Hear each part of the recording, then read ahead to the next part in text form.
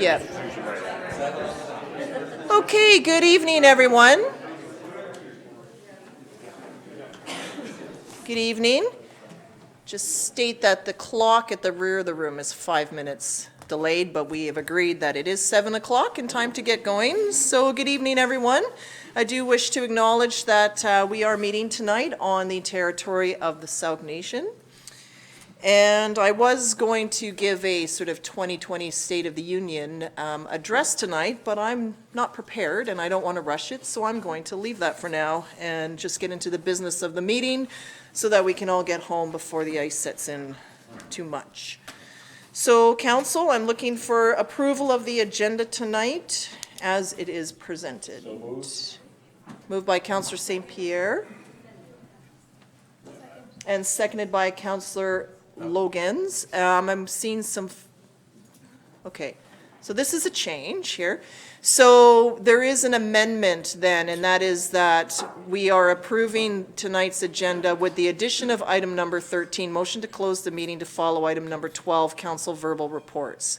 Is the mover okay? Sure. Mover and seconder in agreement that that is, okay, good. Okay, all those in favor? Opposed? Is carried unanimously. We have meeting minutes here for adoption, so we'll do these all in a block. We have November the 25th, 2019, December 5th, December 16th Special Council, and December 16th Committee of the Whole. So looking for council to approve these minutes or to adopt them as they are circulated. Moved by Councillor St. Pierre, seconded by Councillor Logan's. Questions? Councillor Bateman. Two amendments, potentially. So on page 12 of 99, on December 5th, the final line on that page, page 12, doesn't make sense to me. A sewer by water usage will be reviewed. And I believe we talked about a sewer surcharge by water use. Sure, can you just, which meeting was that? That December 5th, Okay. bottom of page 12 of our agenda.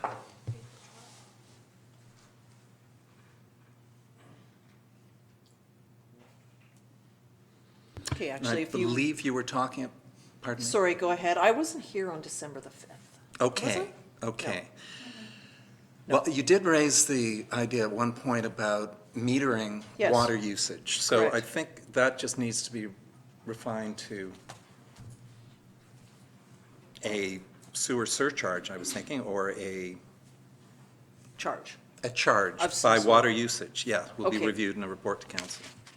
Perfect. Okay. Okay, and others? And the other one was on page 19 of 99, which is the December 16th meeting. And this relates to, under council discussion, the second paragraph, clarification regarding fire department response time and ability to remove bollards if need be.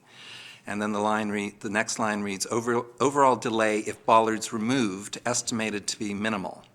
Now, I believe in asking the fire chief, discovered that the overall delay if bollards remained was estimated to be minimal at about a minute.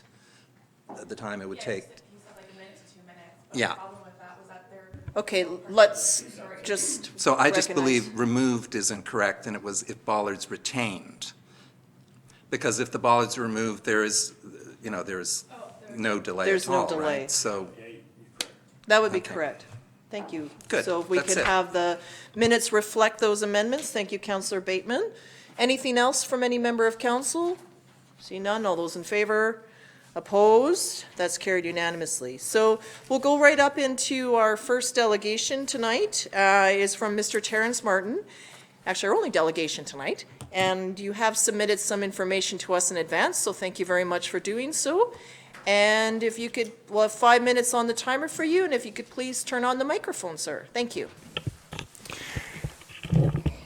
Thank you and good evening, Honourable Mayor and Council. My name is Terrance Martin, M-A-R-T-I-N, 6517 Stonewood Drive in Sooke. And I'm before you tonight representing both my personal interest and that of the Victoria Fish and Game Protective Association, in which I'm a director. Vic Fish and Game is a 100-year-old organization with about 4,000 members.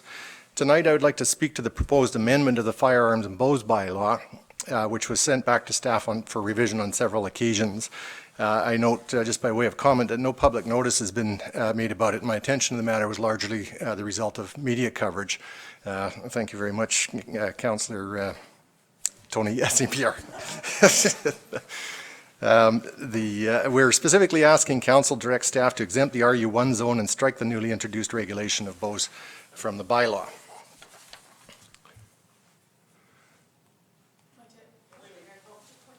There.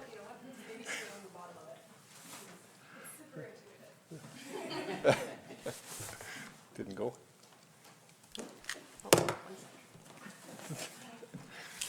My clock is still running here. There we go. Yeah, you can't read it anyhow. So what I've got up there is that's the provincial legislation. Senior government has established hunting as a statutory right in British Columbia with the Hunting and Fishing Heritage Act. And both the supporting preamble of the Act and the express right to hunt need to be given due deference in any local regulation that impacts hunting. Given the difficulty local government is facing with urban wildlife management, I would like to emphasize the language in the Act recognizing and validating hunting as an effective management tool.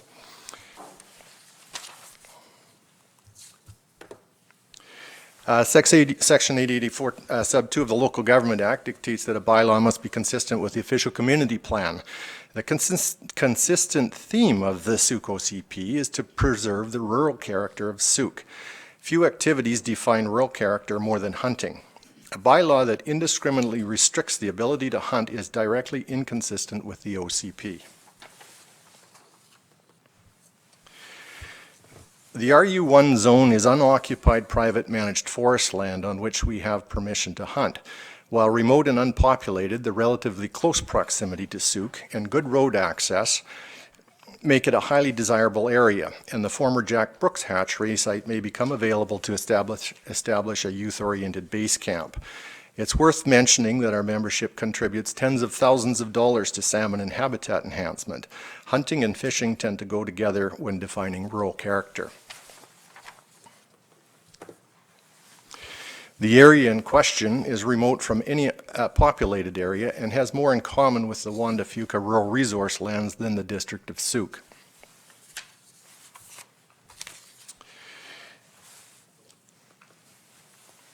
Access is controlled through a locked gate on Butler, Main. This is not an area where the public is permitted to go. It is restricted by both signage and locked gates. Our club has invested significant amount of money and hundreds of hours over years of volunteer effort to secure the agreement with the now Mosaic management. The ability to hunt in close proximity to Sooke is very important to both our organization and the many unaffiliated individuals that take advantage of the ability to legally hunt under the agreement by registering for keys. To date, over 500 individuals have registered for access. Through the Sooke OCP policy language, although the Sooke OCP policy language supports recreational access, which in this case means hunting, the district has done nothing to act on related OCP action items, and this bylaw serves to diminish our efforts and encroach on our hunting area. I make specific mention of OCP policy sections 4.12.3x, 5.8.3d, and action item 5.8.4c. This agreement absorbs hunting displaced by CRD parkland that now occupies nearly 20% of the district land base. As shown on this map from the hunting synopsis, provincial regulations permit hunting in the area, and if you look at it, they actually restrict the use of firearms within the areas that the Sooke should be concerned about. There are many rural interface properties within the municipal boundary on which bow hunting can safely mitigate risks associated with uncontrolled urban deer populations. With 400 to 500 active hunters, both firearm and bow, we invite interest from any landowner that wishes assistance with deer, geese, and other nuisance wildlife on their property. We had several hundred hungry people out to feast at our last annual game dinner. And at one of our Masonic dinners, I was schooled by an old-timer that beast I thought only good for making a hat can also be a delicious and healthy snack. As someone born and raised in Saskatchewan, I'm naturally friendly to the idea that eating one's hat could add an entirely new cultural dimension to adventure tourism. So to summarize, our ask to council is that staff be directed to exempt the RU1 zone from the Firearms Bylaw and strike regulation of bows from the Firearms Bylaw. Thank you very much. Thank you very much, Mr. Martin, for your presentation and for bringing that forward, and also for submitting the materials in advance. Did anyone have any questions of our delegation tonight? Councillor Beddoes. Yeah, I just noticed you want to exempt RU1. You know there's more RU1 in the local town core, but you say that's covered under the municipal firearms or provincial firearms? Because the farm out here is RU1, and it's right next to a school. I'd be not too happy to have people with firearms there, but understanding what you're talking about, I don't have a problem. Yes, the section north of essentially the yin end line out along the west side of the Sooke Yeah, River. I so- didn't specifically look at the Yeah. details, but I did mention that there are areas in the RU, generally the RU category altogether should be exempted from the BOS regulation. And there are provincial regulations, in fact criminal offense regulations, that would restrict the use of firearms within areas that would be sensitive to the town core. So this is essentially overlapping legislation that I don't think is going to do what it's intended to do. And as I understand, it was actually brought before council at the request of Mike Hicks with the intention of expanding the flexibility of the farmers to be able to control geese population on farms. And somehow it's morphed into something entirely different here. Just a little bit of history. It came before us fairly recently, but that was just basically to add, addition of bow hunting as to firearms for farmers or people with livestock to protect their animals. That's where it's come to light. And since then, a number of our councillors have thought maybe this whole thing needs to be reworked. So I very much welcome your presentation here tonight. Another aspect of what we could look at. I loathe one size fits all. I mean, there's an area where you're talking about which I do not have any great problems, but down to RU1 down in more of the town core I do. But Yeah, for sure you would not want to be discharging firearms anywhere near the town core, and I suspect that people wouldn't. Bow hunting, on the other hand, depending on the size of the property, is a fairly innocuous thing that is fairly tightly contained, so it depends what you're doing. Bow hunting also could mean just simply shooting gray squirrels, which are a scheduled species. They're a nuisance invasive species. So there's no reason a kid, for example, couldn't take a bow to a squirrel. Under appropriate supervision, it wouldn't be an unsafe activity at all. So we would welcome certainly staff engagement from our organization. As I mentioned, we've got 4,000 members, many of them much more informed than I am, and we would certainly be the subject matter experts on firearms and hunting both. Many of our members are police officers, we've got military people, certainly the firearms experts exist within our club, and then of course the hunting and fishing populations there as well. So. Yeah, I'm very much aware. I used to be a member up there, not the last 5 years, but before, so I know what you're up to. Thanks. Good. Well, thank you very much. Great. Anything else? Okay. Councillor St. Pierre? This is just in lines of a quick comment, because I did actually have a quick word with our CP officer, who actually confirmed that a lot of what we're looking at here would actually try to put under bylaw enforcement things that are already being covered by the RCMP by provincial legislation. So I really appreciated actually the information about the province and the areas that are already covered in certain ways, because I didn't have that before, and I really did appreciate your presentation. Great. Thanks. Good timing. Thank you, Mr. Martin. Okay. Sorry, Councillor Bateman, you had a question for Mr. Martin? Well, not necessarily. Sorry, Mr. Martin. I'm curious, I'm not a hunter, so this is all new to me, and I'm wondering, municipal bylaws are superseded by the hunting and trapping regulations under the Wildlife Act. Is that correct? Do you know? It creates a gray area because you've got areas of concurrent jurisdiction. So while you're allowed to regulate something, you would not be allowed to prohibit it, for example, if it was allowed under senior legislation. It would be my understanding and equivalence of that. But that gets into legal details, probably best left to an administrative law expert. Okay, so there's this management unit 1.2, which covers the Sooke region, Yes. I believe. And this area that you're looking at, RU1, out by the potholes, Yes. kilometer 49, up to Leechtown almost. Is that part of the management unit for seasonal and? Yes, it would fall within the whole area. Now, the specific area that we're talking about is the west side of the Sooke River, not the Right. pothole side. So, Right. Yeah. Yeah. Okay.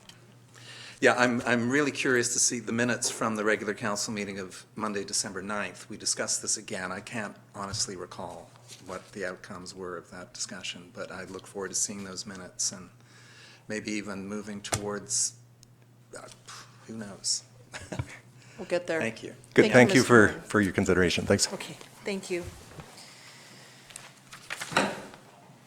Okay, so that moves on to item 6, which is our report of the Chief Administrative Officer. So over to Mr. McInnes, please. Thank you, Your Worship. Just a few updates since our last meeting on December 9th. We have finalized the budget open house, which will be January 22nd from 2 to 8 p.m. in this room. So hopefully we will get lots of people out to ask questions about the budget and fill out our survey, which is online right now and will be available at the open house as well. We have confirmed the Community Economic Development Workshop with Cheryl McLay. Cheryl is the Regional Manager with Rural Economic Operations with the Ministry of Forestry, Lands, Natural Resource Operations, and Rural Development. And that workshop will be taking place in the morning of February 3rd. And then, of course, in the afternoon of February 3rd will be a special meeting on budget. So full day for all of us on February 3rd. On January 2nd, 2020, our new organizational chart and reporting structure came into play. The new structure requires some changes that we will be undertaking throughout the next couple of months. First change is the Deputy Corporate Officer is now an exempt position. Council will be seeing more Patty Reardon as her duties change as a result of this.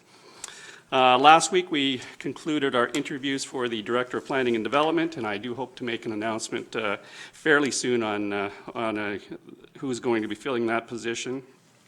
Planning and Development staff in the interim will be reporting to the Director of Corporate Services until the new director is in place.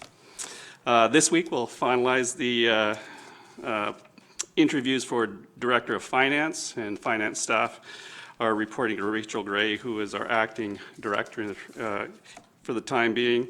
And after that, we'll be interviewing for Director of Operations, and I will be the acting director for operations until a full-time person is in that position. So a lot of things happening.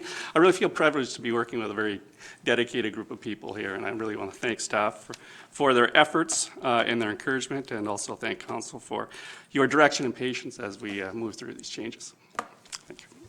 Thank you, Mr. McInnes. So can you please just repeat the date of the open house? January 22nd is the budget open house from 2 till 8 p.m. January 22nd from 2 to 8 p.m. here in Chambers. And for those that are unable to make it, there is an online survey. It's live right now. You can find it on the district website. So if that's easier for folks, we hope that you'll find some time to fill that out as well. And we just want to thank you, Mr. McInnes, for the work that you're doing. Mr. McInnes joined us in July, and since then completed a full organizational review, service level review, also looked into all of our various bylaws, policies, procedures, and the like, and has been recommending changes to all of those so that we may have a more customer service orientated environment here. And I just want to thank all the staffs working closely with Norm. We're very grateful to have you here, and also has been giving a lot of good guidance back to council as well. So as everyone, we appreciate your patience as we work through this. Last year I commented it's 20 years anniversary, but now it's time for Sooke to really come into its own and find our way, and we look forward to your direction. It's really important that we have somebody solid in a CAO sort of leading the charge in the district. The mayor focus on governance as well as council, advocacy effort and the like, but we need somebody on the ground internally running all of the departments to make sure that the machine is operating. So thank you, and thank you to staff, particularly our fire and rescue crew that were on deck 24/7 through the holidays. Okay, and that was it for yourself, Mr. McInnes? Okay, so we'll see you all at the open house or online. So that brings us to our public question and comment period on tonight's agenda. We do have 10 minutes reserved for this here, so what I'd like to do is welcome speakers forward. We just need your name, and if you could also let us know which agenda item you're speaking to. And then if we're finding that there are others who would like to sort of say the same message rather than repeating. If you could just share anything that's new so that we can hear as many people as possible and also get as many range of perspectives as well. That's very important. And just a note that it's on tonight's agenda materials only. And on that note, I'll welcome our first speaker forward, please.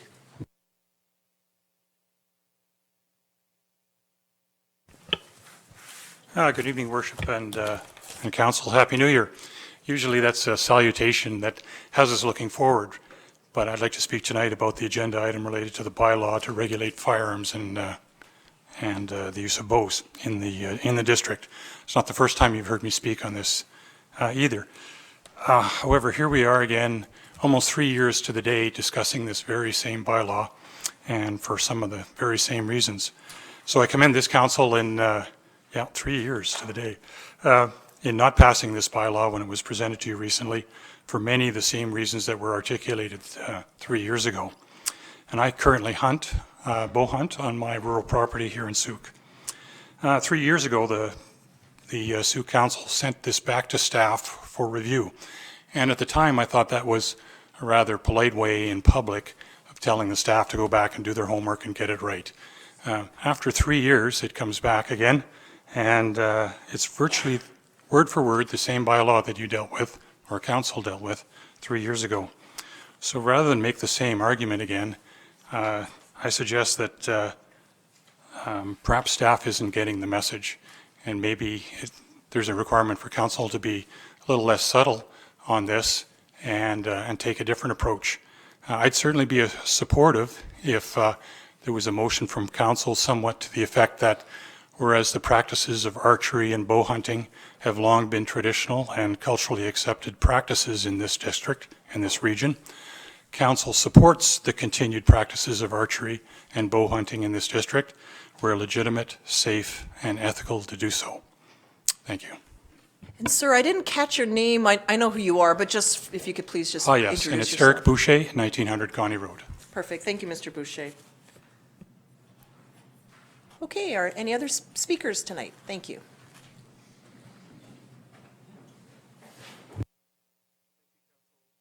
Sorry, if you could turn on the microphone as well.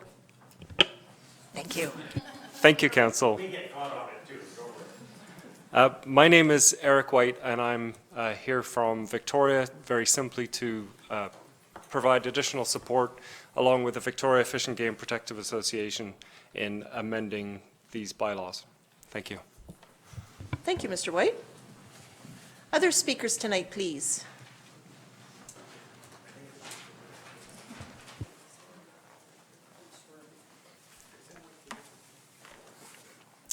Hi, my name is Ron LaRose.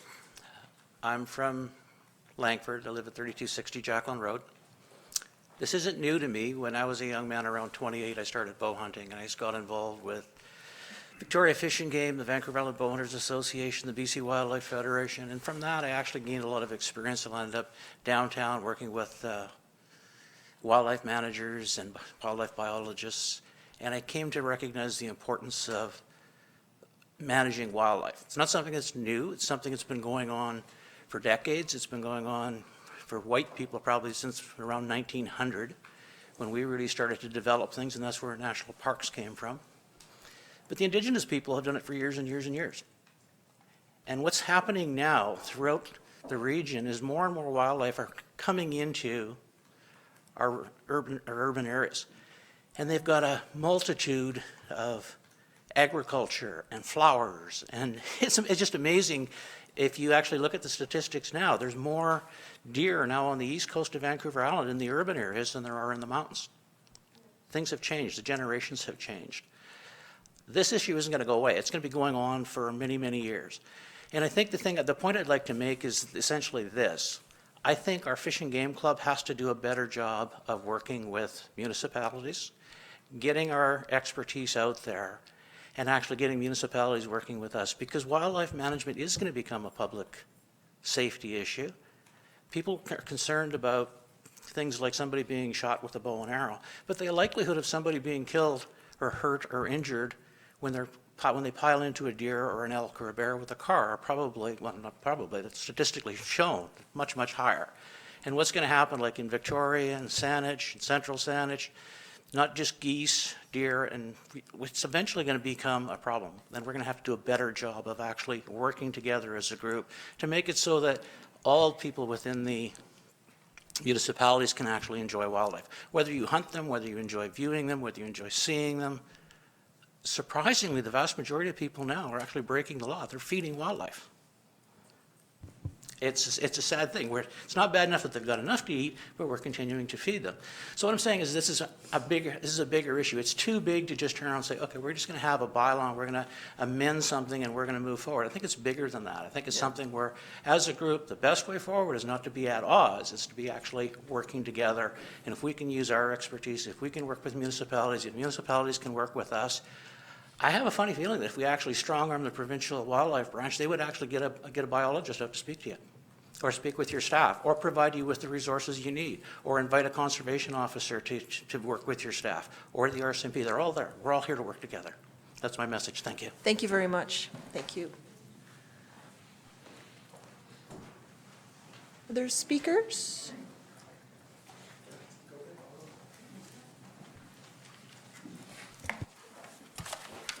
Ellen Lures. Speaking to two things. One, the Kennedy Street North. I'd like to know what the size of the homes are that are being built there, because there's an issue with the homes that were built on the. Excuse me, Your Worship. Under the bylaw, there's no speaking to the Kennedy Street North application, as it will have a public hearing. Oh, really? Yeah. So Okay. so what about the other bylaw about the Agricultural Land Commission? Can I speak to that? 10.2? That's 10.2 for the zoning text amendment? Yes, I guess so. Ms. Lurs? Yeah. So is that fine for 10.2? Zoning bylaw text amendment, RU1, RU2, RU3. It's kind of prejudging council's decision, but we are asking council to waive the public hearing on that specific item. Okay, so in that case, I'd like to invite Ms. Lurs to speak to it now if we're waiving the public hearing. If you, go ahead, Ms. Lurs, please. Okay, thank you. I have a couple of questions in there. One was the agricultural plan approved in the OCP. I've asked this a couple times of staff, and I've never had an answer whether it was or not, because that was part of our OCP, and there was an ag plan, but it's never, I don't know if it's adopted or not. Okay. And as far as the 119 properties within the ALR, and the cost is $129 to send letters to all of the properties, I would advise that it would be wise to do so. We've had situations just recently even where one was a zoning text amendment for the Gateway Residential, where the letters didn't go out to all the properties. It went in the paper as is allowed per your bylaw, but it doesn't give everybody the opportunity. And if people don't know those changes are happening, they're not going to come forward, and then all of a sudden it's happened and they don't know. And I would encourage council to please advise, send mail to all the people that are affected. And the intensive agricultural only, the text on that, where is that? Oh, shoot. The definition,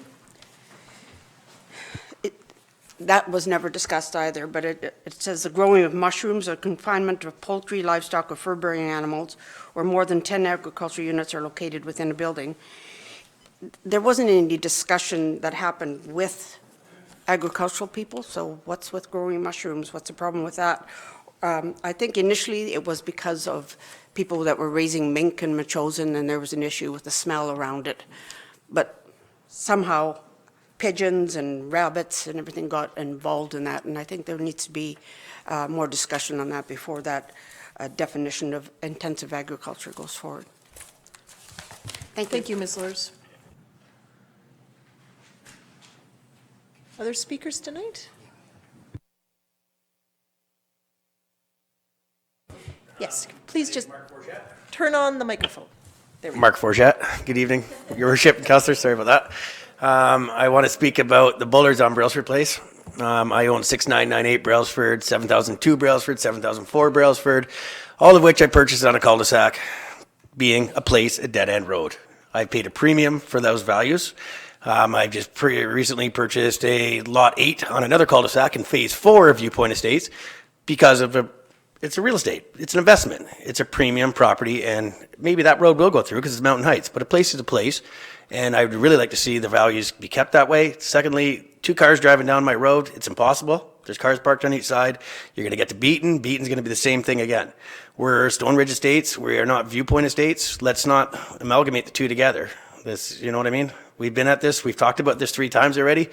For me not to have known about this meeting December 16th, I'm shocked that I'm sitting here tonight talking about this again. This is solved already, guys. You know, we don't need to make jumps for the next subdivisions again and again and again. We all purchased on a cul-de-sac, place, dead-end road for a reason. That's black and white as far as I'm concerned.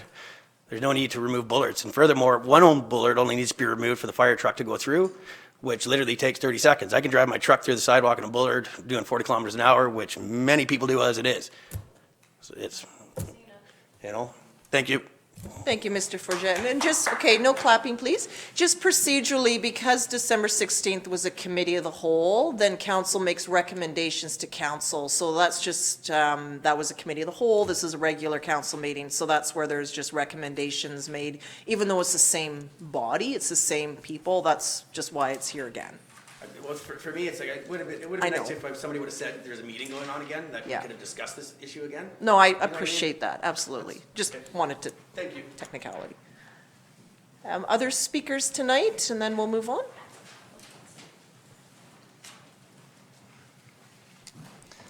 I think this is on? Yes. Okay. I'm Charlotte Mills, 6990 Brailsford Place. Unfortunately, we are here again discussing this. I sent a letter in October addressing my concerns. I chose Brailsford Place because it is a cul-de-sac. It's somewhere that I envisioned I would raise my young family. My daughter's turning 5 next month. It's a place that I chose because it's a quiet place to live. It has, until recently, been relatively quiet traffic-wise. We've seen increase due to construction, which has slowly died down as our end of the other side of the bullards have been finished. But I'm here today because I fail to see how removing the bullards is going to actually make the situation better on our end of the bullards, Maple Ave North or Beaton. As it is now, we have increased parking on our road. We have children who have become teenagers and now they have their cars parked on the street. We have increased cars that are parked on Maple Ave North, which, if you're familiar with the area, is a curve. So we have limited visibility. We have cars parking on both sides of the street, and we do not have 2 lanes. It's reduced to 1 lane on most days. Increasing that traffic through Brailsford is only going to increase the traffic on Maple Ave North, and it will increase the traffic past the playground zone on Beaton, which is another concern as a parent. So really, I hope that we can keep them there. I hope that we can put this matter to rest, particularly as the development will continue to grow, and the other side of what is unfortunately named Brailsford will continue on up. And I feel as though if we don't put an end to this now, we will be back again and again and again, fighting the same thing. Thank you. Thank you very much, Ms. Mills.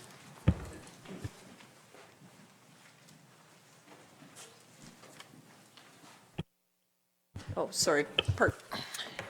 Good evening, Your Worship and Council. My name is Chris Bryant. I live on Mountain Heights on the other side of the hill.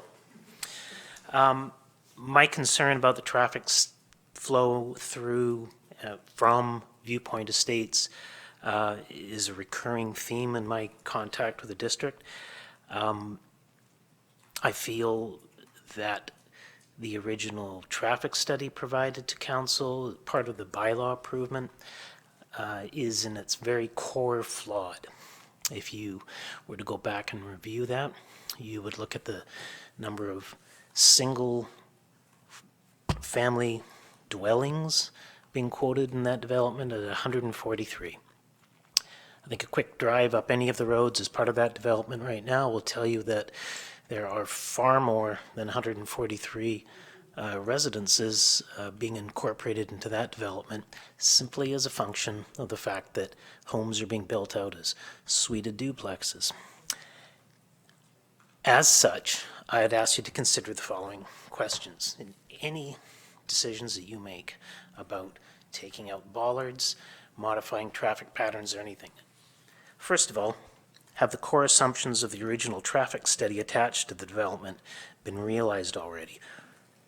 Or have additional densities of these properties put this development on risk of exceeding these predictions? Secondly, if discussion about removing bollards on Brailsford Place occurs, what modifications to the road width and sidewalks have been planned in order to convert Place to a road? And moreover, what compensation to homeowners does the district envision? Thirdly, while the original traffic study attached to the viewpoint development failed to include any quantitative analysis of mountain heights and foreman heights, why is this avenue of egress increasingly being relied upon to serve viewpoint? I would ask any of you to spend a morning down in those roads and observing how children and the elderly transit the roads and sidewalks. It's truly scary. Thank you. Thank you, Mr. Bryant. We have time for one more speaker tonight.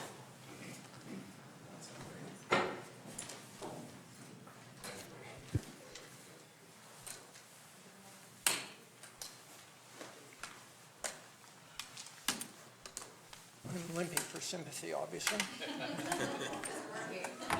Got me a job once.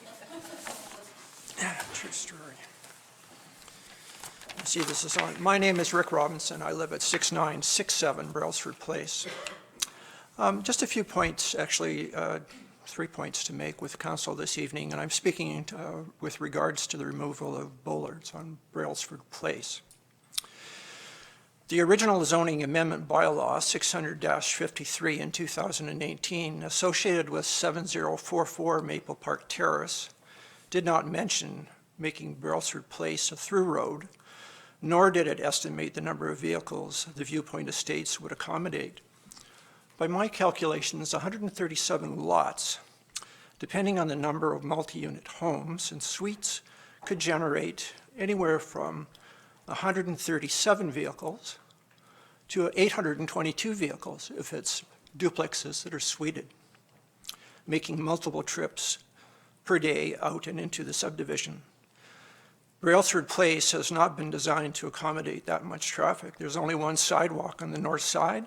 When vehicles are parked on both sides, as was mentioned, there are currently safety concerns for children walking and biking or skateboarding as it is. Local traffic, of course, reduces this risk. I purchased my home December 2012, knowing that council had rejected changing Brailsford Place to a through road at the November 13th meeting, 2012. That decision gave me confidence that paying a premium to live on a cul-de-sac was secure. I'd like to know, has council any plans to compensate residents for a decrease in property values should you remove these bollards? I'll leave that question with you. And finally, just looking at where councillors live currently, I think there's only one councillor that may live in a fairly busy area. The rest of you live on places or dead-end roads. And the reason you bought is the same as for me. You buy for privacy, for safety, for reduced traffic. It's a major factor in terms of purchasing property. That concludes my presentation. I also have a petition from Brailsford residents that I'll provide you. Okay, if you could please pass the petition to our corporate officer, then that way it can be lodged. Or council. Okay, will council entertain one more speaker? Okay. Okay, two more speakers. Is council comfortable with two more speakers? Two. Well, we've already gone over the time, so I'm just going with it. Hi, I'm Susan Schmitz. I live at 6983 Brailsford Place. I pay very high taxes, almost $6,000. I moved in because it's nice and quiet and it's a good neighborhood. We've got a few policemen on our street and it's wonderful. I took a drive around to the other side. It's duplex heaven. The other thing is, it'd be nice if we could change their address to something other than Brailsford Place and they could be called something else. I think it's fine leaving those things, and so they can't come down the driveway. They're going to be going through that other road. Well, what about widening Grant Road? You know, so they have a way of coming through there because that's very busy. And how about, it's going to be going to, what's that other road, Heights? The Heights, as you go past here, is going to connect right through to the other end. Mountain View, yeah. So really, you don't need to open that up. It needs to be closed. And there's a lot of cars over there on the other side right now, and who knows what, we're going to get riffraffs coming through. I mean, it's crazy that they got 4 families in one big building. I don't know how they got past the bylaw on that one. The driveways aren't big enough to carry all these vehicles they're going to be having. You're going to have more crime on the other side, so we would like to keep it safe. And we'd like our policemen to have good night's sleeps as well, without this going through back and forth and everything else. We already got a orangutan that lives next door to us with 3 end drivers. Well, let's not call people names. It's No, I'm not just polite. saying that, you know, let's just leave it as is. No, but, thank you, Ms. Schmidt. Yeah. And our last speaker, gentlemen?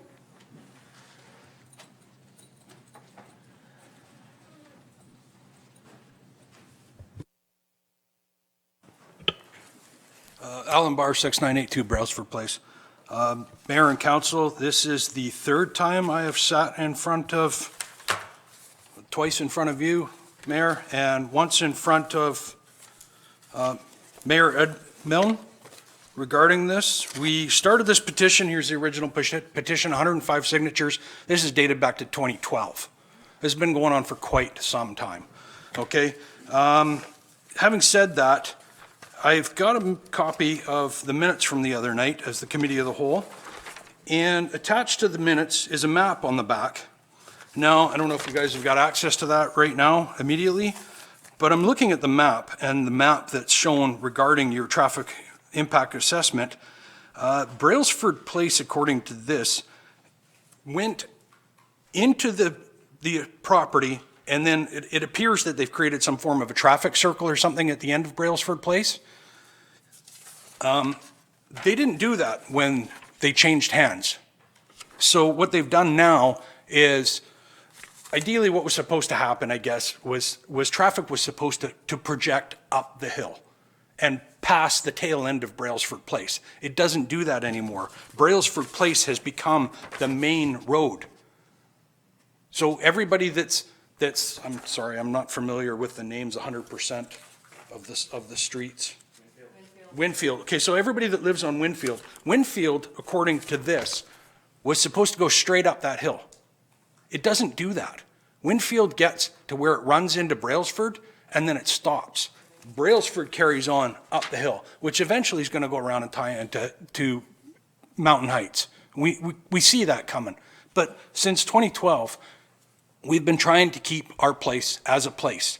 The 7,000 Melrick property that was added into this development after this development changed hands was the difference between our road being part of this development and not being part of this development. That was the buffer that kept us separated. And it shows it here in the TIA. This piece of property here is 7,000 Melrick.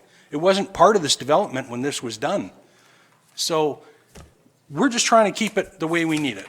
As far as the bollards are concerned, the placement of the bollards, I'm sorry, this is a very poor picture, but the placement of the bollards, the bollard on the right-hand side of the photo, you can drive a truck between it and the lamp standard. There's nothing stopping a vehicle from getting between those two. As far as a fire truck is concerned, if you remove this first bollard, there leaves a 13'6" opening between that second bollard and the lamp standard. There's nothing stopping a fire truck from getting through that opening. Absolutely nothing. You want to talk about response times? 1 bollard, 1 padlock. As a matter of fact, they're made out of aluminum. The fire truck could lay the damn thing over and just keep going, and it wouldn't even know it hit it. They're not made out of anything of any great strength. Okay? But poor placement allowed vehicles to slip through. That's why one of the residents placed hockey net and basketball hoop at the end of the street because everybody that owned a motorcycle was ripping through there because they're placed far enough apart that a motorcycle can go through. Okay. And all the construction guys didn't want to drive around, so they cut between the lamp standard and the bollard. Got it. So that's why that crap has been put at the end of the road, and it's also a place for the kids to play on the street. It's a cul-de-sac like all the other cul-de-sacs. Kids play at the end of the cul-de-sac. It's probably one of the safest places on the road. But Okay, thank you, sir. I gave you extra time. Yeah. And just for the benefit of the Brailsford, this has come back because we received a petition from the other set of residents that needed to come forward through the public process, and that's why, right? So it's similarly, anyone can petition the community, bring it forward to council, it forms part of the agenda, council passes a resolution, and then we hear those viewpoints, so that's why. I know, but there's still there's still residents, they're still a part of our community, and there was a petition that we received. So I'm moving on. Sir, you're out of order. We've heard you. We're moving on to this item now. just Okay. in We're complete, regards to their sir. petition, though, I'd just like Thank to you. say No, one last sorry, thing. We're complete. We've exceeded our time and we need to move on, but thank you. Yeah, okay, so council, item 8 is our consent agenda, so there's 8.1, 8.2, 8.3. I do recommend that, and I'm asking then, actually I can do this, is take that point number 2, that the bollards on Brailsford Place be removed, so that come off the consent agenda for individual debate. Are there other items that council would like to see removed from the consent agenda for a separate debate? Otherwise, we will just be moving the items by general consent. Okay? So hearing Councillor Bateman, did you have something for individual? Such a debate? rich meeting on December 16th. We covered so much important ground. I hope the community has heard or goes back and watches that videotape, which is unlikely. It's unlikely that the community will watch the videotape. That's right. There was so However, much went down at that meeting. What we. But we'll what we deal with the can- bollards. Okay, stop, please. Counselor included. So what we can do, for example, is should council consent to approve this, things like the community grant and sponsorship would warrant a proper media release that would then put that information out to the community, as well as the child care needs assessment. That's an important planning piece, the economic analysis. These are all things that we can send out, and then that would likely draw more interest rather than the community watching the webcast. Okay. So on that note, I'm looking then for council to approve items 8.1 to 8.3 with the exception of the bollard, so that second point should be struck through by general consent. All right, looking for a mover, moved by Councillor St. Pierre, seconded by Councillor Beddoes. Questions? All those in favor? Opposed? It's carried unanimously. So that's for all the other items, and so now we have the item there with the recommendation from December 16th be that the bollards on Brailsford Place be removed. And so we have heard from residents tonight. You've also received correspondence since then. So we'll now, Councillor Logans. I'm one of the riffraff renters who lives on the other side of Brailsford, so I have to declare a conflict and leave for this portion of the meeting. Okay, thank you, Councillor Logans, for stating that. Councillor Logans also is recently moved to that location, so on other times she was not a resident there. Okay, so other feedback or comments from members of council on this item. So, Councillor Beddoes. Yeah, so much covered. We covered it at great length last time, and I suspect in previous meetings we covered it again and again and again.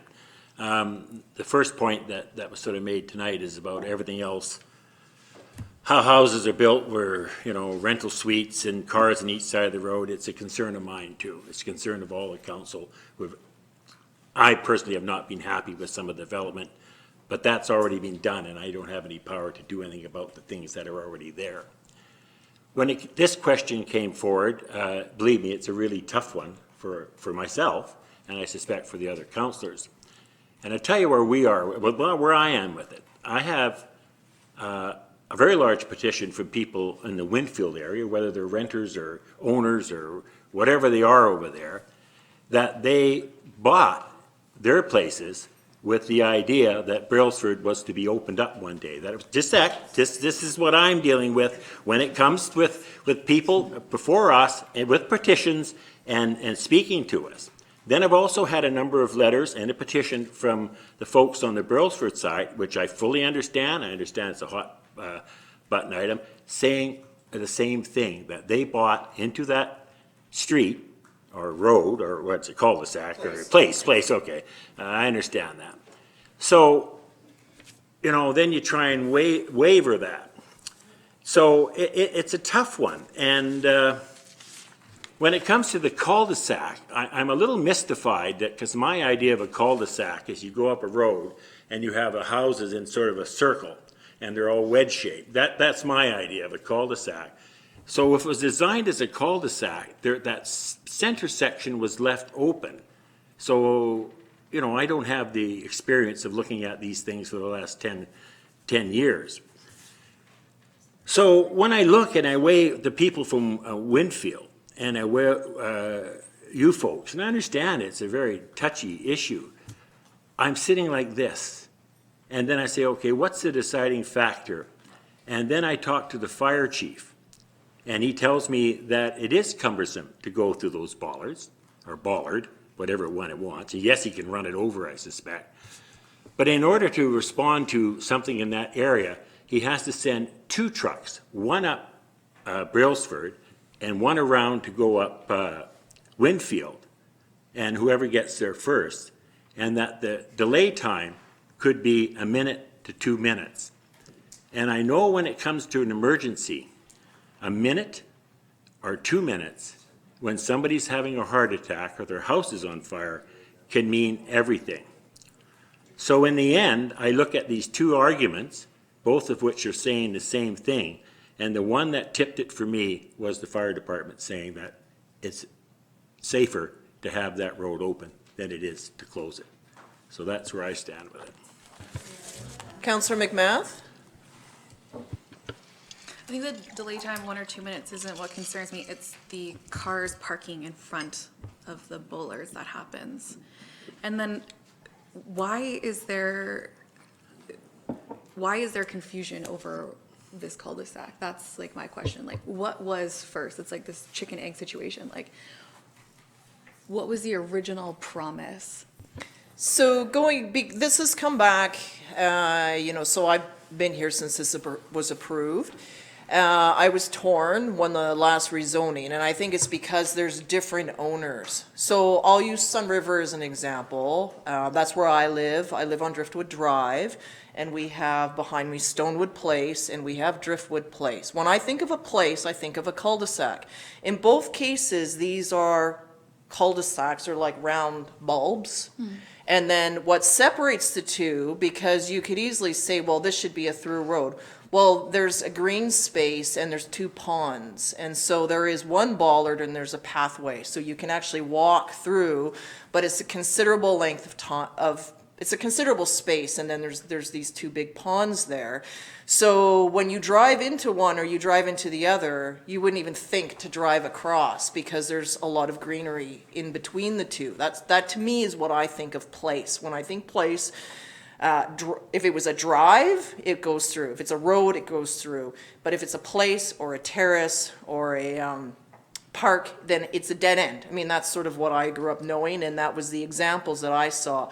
I think the difference here is because there's different ownership groups that own the development. So as one phase has been approved, you only know what is in that particular zone. Sun River's different. It's one developer for the whole thing. So they can lay it all out and they have it all planned. This has been different because over the years there's been different ownership groups. So as one part has been approved, it's basically this.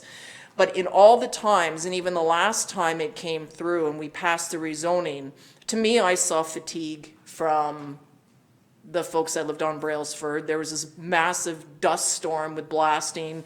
There was blasting during extreme, but you know, the province was dealing with BC wildfires. We had our own crew dispatched, and the developer in this case as well, it's a good time to blast, and was lighting fires on the mountain. And there was massive dust that was featured on Czech News. It was a very negative news story for our community and for development in general. And it was the case, well, this is what they are planning to do, but it was the case of, should it rezone? This is not a through road. So for me, it was always the case is this is going to be a dead-end road, and that developer will then maybe make another place on the other side, separated by green space, and then continue on. And when we approve things, we're approving what the density is it this zone or this zone, and then they go and lay out. What seems to have happened is rather than leaving some green space in between, say, Brailsford and the next development, they've just built all the way up and made the road in. And from what I'm hearing from residents on the other sides of the bollards, they're being told these bollards were meant to only be temporary until our development came through. That is not from the district. That's what the residents on the other side have said. So some of them have come to me and said, when are those going to come? I live right on the other side. We want to be able to drive through.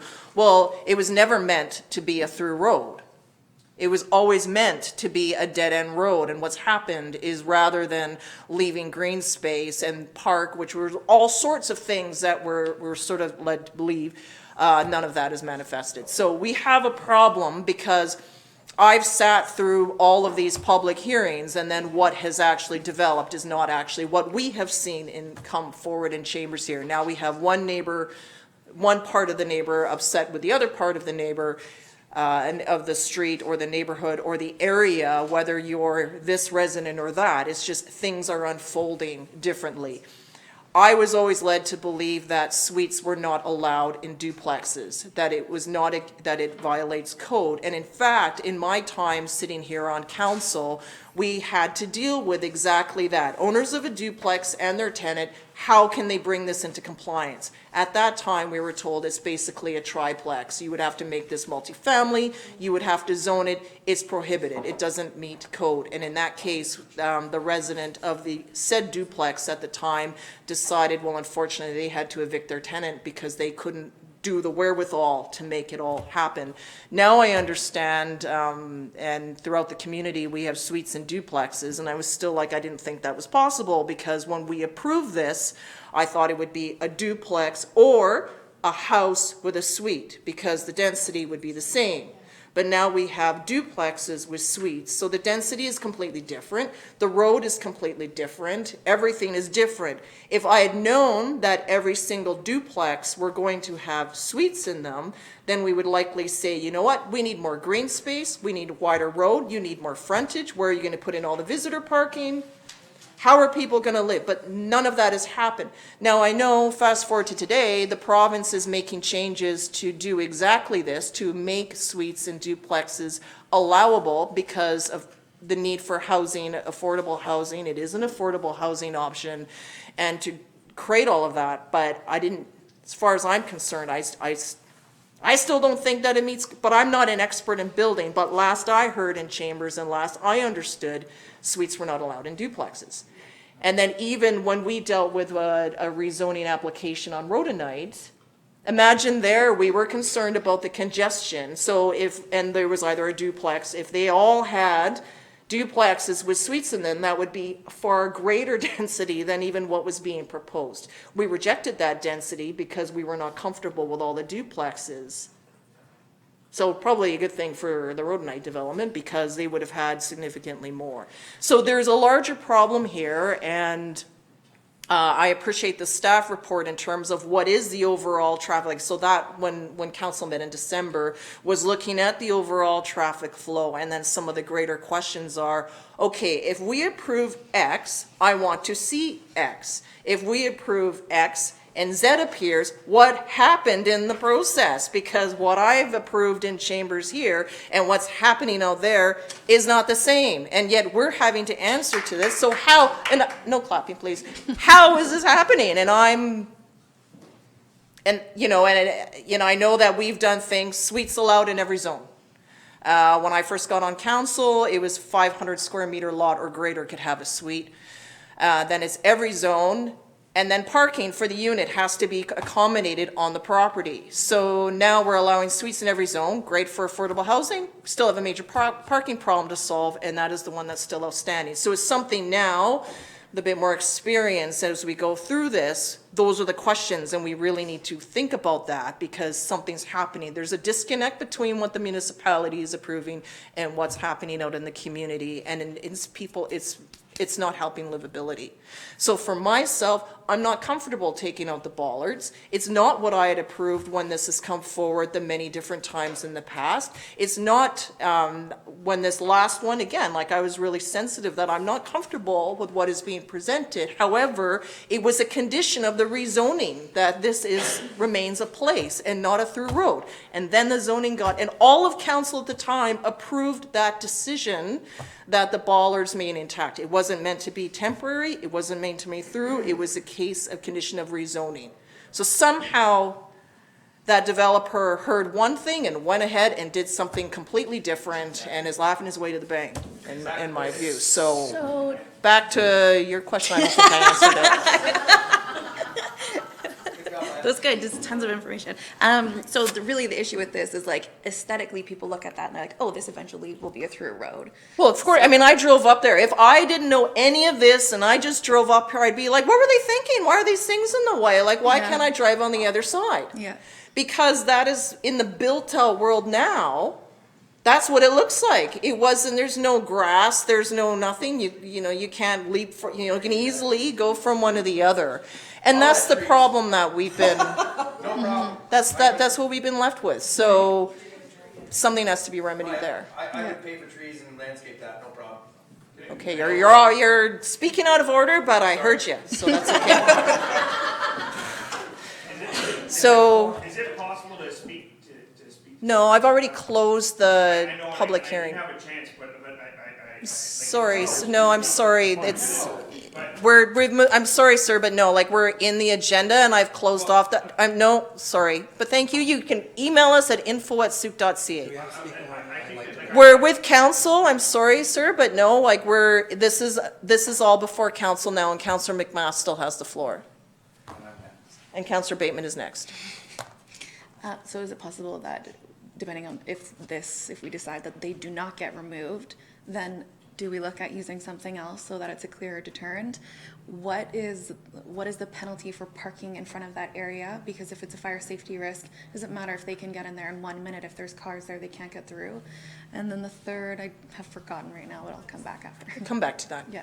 Okay, I think. It was that, how do we not have this conversation again? Yeah, and I think that'll be, depending on what the outcome of council's decision is, then we would want to give other directions. So I think we need to see what council resolves to do tonight, and then depending on that outcome, then look at what the next step is. Because yeah, again, it'll just keep coming back, because then another area, probably the other area will say, well, we're gonna petition now, we want to, and then these residents will come back, and it's a never-ending story, and really, we all just need to get on with our lives. So Councillor Bateman, you're next. Yeah. So I'm a little scattered here, but it's quite a saga, the whole nature of Spiritwood Estates and Viewpoint Estates and Brailsford and Melrick Place and all, this is quite a case study, as I've said before, in urban planning gone a little haywire. Given that our OCP, I've got a timeline here that goes back to the Transportation Master Plan of 2009, and it indicated a dozen, we're talking about the key importance of arterial roads, east-west connectors. The Transportation Master Plan made no reference to Brailsford. The official community plan, the idea back then was that we would have a forested hillside on the south slope of Broom Hill. Spiritwood Estates emerged on the radar. I haven't been able to find the exact date, but as of May 2012, the developer at the time was, that was one of the first council meetings on the subject. In November 2012, there was another hearing. Mr. Barr was at that one. I've got a quote from you here. One of the councillors of the day said the road was always planned to go through on Brailsford. The more arteries we put through town, the better. We have a responsibility to do what has to be done. Now, I would agree with him at the second half of that, the more arteries, the better. The road was not always planned to go through. It was a place, and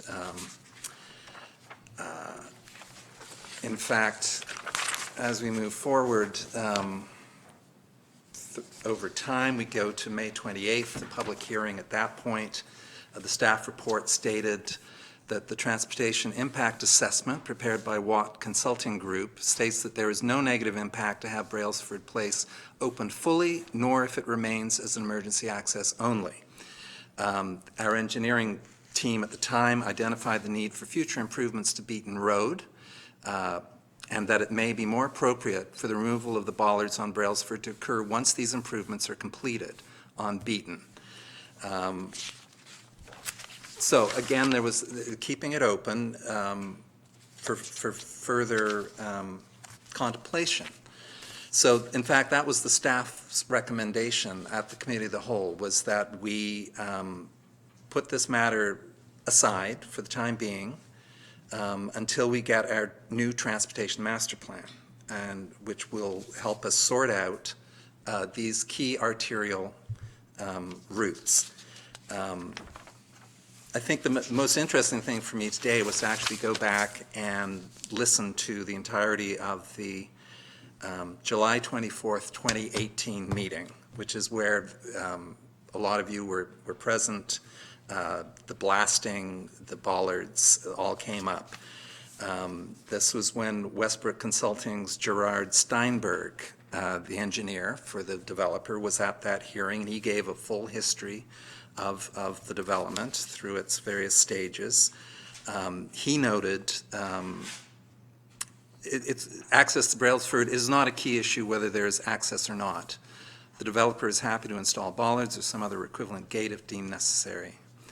And Rob Howitt, who was our, not Director of Engineering, what was Rob? Manager of Engineering. He noted, again, this whole point of we need to wait until we see the new transportation plan before we can really consider this issue, because there is indeed this neighbor situation. We have new people and you who have been here for years and years, and finding some sort of compromise with proper roads and routing. Anyway, at the end of the video, 3 hours and 20 minutes into it, there was a motion made, which was unanimously passed, and that motion read that Council directs staff to retain the bollards on Brailsford Place moving forward, quote unquote, moving forward. But the final two comments at the end of that discussion following the public hearing, the late Councillor Parkinson noted, bollards stay on Brailsford Place and they are not to be removed. That was her comment. And then the mayor followed up that these bollards be installed by the developer and they remain in place. So there were two rather firm statements that they stay in place. And the motion that came forward states moving forward, which is a bit more vague. So that's all I have to say at this point. But the first one that you mentioned about the upgrading of Beaton, that goes back to when, Councillor? That was 2013? That was first mentioned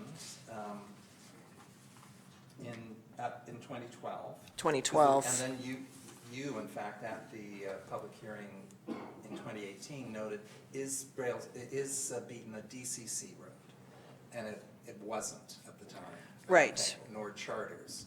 So the new transportation master plan ideally will identify these two as key arterial routes for Sooke.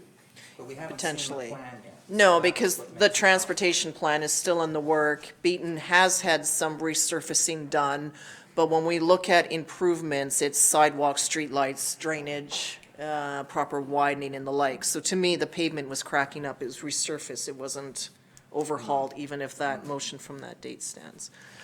Other comments or questions? Councillor St. Pierre? I really appreciated Councillor Bateman's,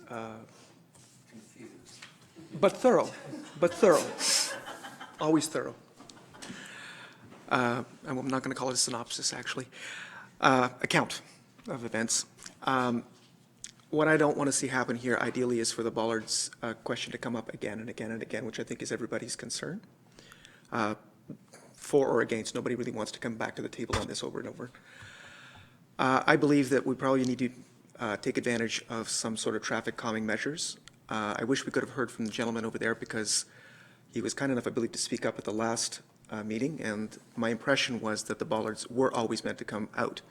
Now, at this point, I've heard from our mayor and from Councillor Bateman, who's obviously done some deep research in terms of that not having been the intent, that basically transfer of ownership, different plans came in, all of a sudden we've got a road showing up where there never was meant to be one.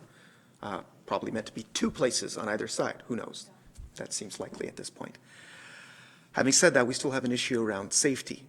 And 1 or 2 minutes in a fire, I've actually been involved in that sort of thing, is literally the difference between losing your entire building and potentially losing a life. That's pretty serious. I mean, yes, we have property values to be concerned about, but that's actually, strangely enough, I understand, not the specific responsibility of council. It's not our council to maintain, not our role to maintain property values, it's our role to make sure that people have a safe place to live. And I'm just going to slide that out there because people shouldn't be confused when they come forward with those particular premises. It's not actually our role to maintain property values. Sometimes we make decisions that impact property values or might impact properties, generally don't. There's a lot of fear attached, but they don't generally affect property values. The place versus road, this was obviously meant to be a cul-de-sac, it looks like, or at least based on what I'm hearing now. I really don't want to put off a decision, but at the same time, I think I'm tending to agree with the idea of putting this off until we have our transportation master plan. And I'm very sorry about that. Okay, so Councillor Lajeunesse, anything? No. Okay, Councillor Beddoes? Well, first of all, I'd like to express my utter, how can I say, I'm just so bloody annoyed. We've got resolutions from past councils which are vague at best. We got, some sort of comment that 2 councillors made a comment sort of after the fact, but not part of the motion. And I'm really disappointed that we keep coming back to previous councils, previous developments, not going according to how council has dictated, or we're the ones that set policy. So it's very frustrating to be sitting here today and hear again and again about things that are going on in our community that were supposedly not voted on by council, and yet here we are today. Whether we've got suites and duplexes and things like that, it's very, very frustrating to me. And then we come back to this issue, which is a no-win for us, because if we go for keeping the bollards in, we got a whole bunch of people on Winfield pissed off. And if we take them out, then we got a whole bunch of you folks pissed off, and I understand that. So, and I keep hearing these 2 sides to the story, and each time it changes again. There's not clarity there. So then we have to go back to dealing with the here and now. And, Councillor St. Pierre says, and his concern and my concern are very similar when it comes to the safety and fire safety. And I know the area. I used to live right in the corner of Beaton. And when I was there, I was concerned about the development on the hill. But the town isn't like it was 10 years ago. And the Transportation Master Plan of 10 years ago was so out of date, so was our OCP. So we're still back dealing with this here and now. If we bump it down the road, I can tell you right now, we'll be dealing with it once again. And you will have the people from the other side of the bollards here as well with another petition. So I'm really perplexed as to, do we kick it down the road, wait for the Transportation Master Plan, which will solve nothing, or just make a decision and live with it? I mean, if some of you really aren't happy with this, well, so be it. But someone's not going to be happy with this. So I don't know. I look up that area and I look at what exists now. I don't know what everybody's been promised, because everybody's been promised something different on the other side. But I look up there and I thought, wow, does not make sense to have these bollards here. But I understand this is your home, say. But I know it just does not look right that you got this street, and the only difference is these 2 bollards. I don't know. It makes sense to me. 3, okay. 3 bollards. It's frustrating. No, Councillor McMath? That's back to my point. It's like the aesthetic of it makes you feel like you should just be able to drive through. So that's sorry. Sorry, the public commentaries. I know it's so Yes. frustrating because you just want to jump in. I hate it too. I tried to find it. Is there a policy about parking in front of those bollards? Nobody parks there. I totally appreciate it. I hear you. There's I hear a you. question coming from the counselor to our staff. There would be road markings on the curb there if there was no parking in that area. So we could sign it and we could paint the curb. So if there is signage up there, then the parking would be prohibited. And what's the penalty? I would have to look in the traffic bylaw. But we, to my knowledge, and I'll defer to Director of Corporate Services, who's in charge of bylaw, I don't think there's parking complaints coming from the cul-de-sac. Yeah, I'm just curious. I just want to know. And then, well, I'll ask this question when we go further. Okay, Councillor Bateman, then St. Pierre. Okay. I'd like to make a motion that council, and this is based on the staff recommendation from the Committee of the Whole, that council, what do we do here? The council consider the connection of Brailsford Place in broader community-wide neighborhood street connectivity context, and discussions be undertaken as part of upcoming public engagement activities for the Transportation Master Plan. Why don't you just change the name of the street? Is there a seconder for that motion? So we can talk about it. I'm not quite sure what he wants.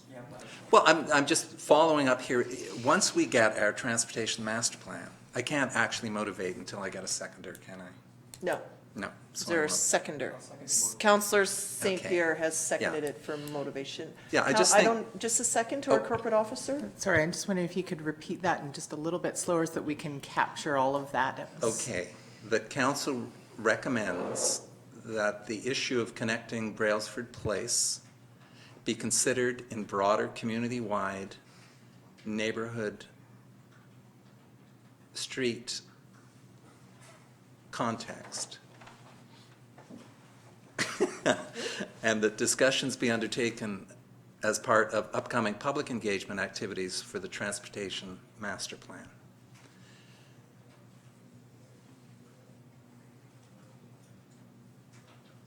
Okay, just, that's your motion, that's what you Yeah. seconded. We'll just wait till it's on the screen and then you Okay. can motivate it. It Okay. has been, I just want to make sure that the language is correct once it's up there.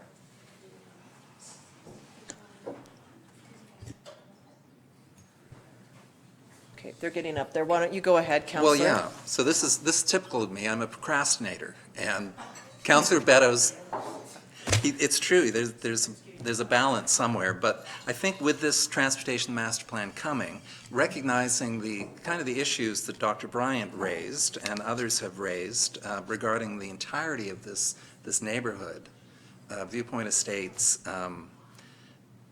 it just makes sense to just delay this decision. That we do not need to. I see one of the bollards is going side to side. Just go Okay, ahead, talk to us. Yeah. So, yeah, I guess I'm just thinking we can delay this for the time being. And What? Because you're looking for an accurate traffic assessment. Because, I'm looking to see the Transportation Master Plan. Hopefully, our consultant at the cost of $70,000 has in fact looked at these particular east-west connector issues and it will come forward with some solid recommendations. That would be my point. I'd like to see what we paid for, and given that this is an arterial road that is very confused in terms of our directions, and that will give this council an opportunity to make a clean, clear decision. Okay. So, Councillor St. Pierre, do you have anything as a seconder? Yes. I largely seconded simply so we could actually discuss it more fully.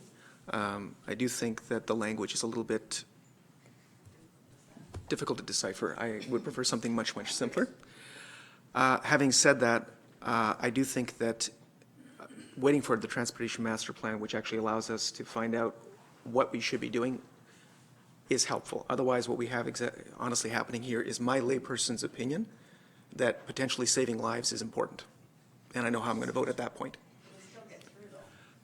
I'm just saying. Can we stop the without- comments from the gallery, please? Because I'm trying to hear what the counselor is trying to say. Without expert opinion in terms of whether or not the connections are going to be improved, enhanced in any way by removing the bollards, whether or not public safety is going to be affected in any particular way, and I'm hoping that the Transportation Master Plan can inform us on this account.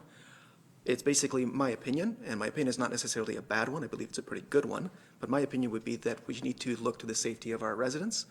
This may not have been meant to have been a connection, but at this point, if we open it up, we could potentially save lives.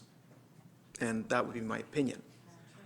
So I would like to see the Transportation Master Plan to determine whether or not my opinion has any weight, given that we've already paid for it. Okay, and so just for council, this is basically the recommendation that staff made at the committee of the whole. So that's where the language is coming from, as I see it. Councillor McMath? I just challenge you, like, visualize it like it's a cul-de-sac, like you can't get through there, period.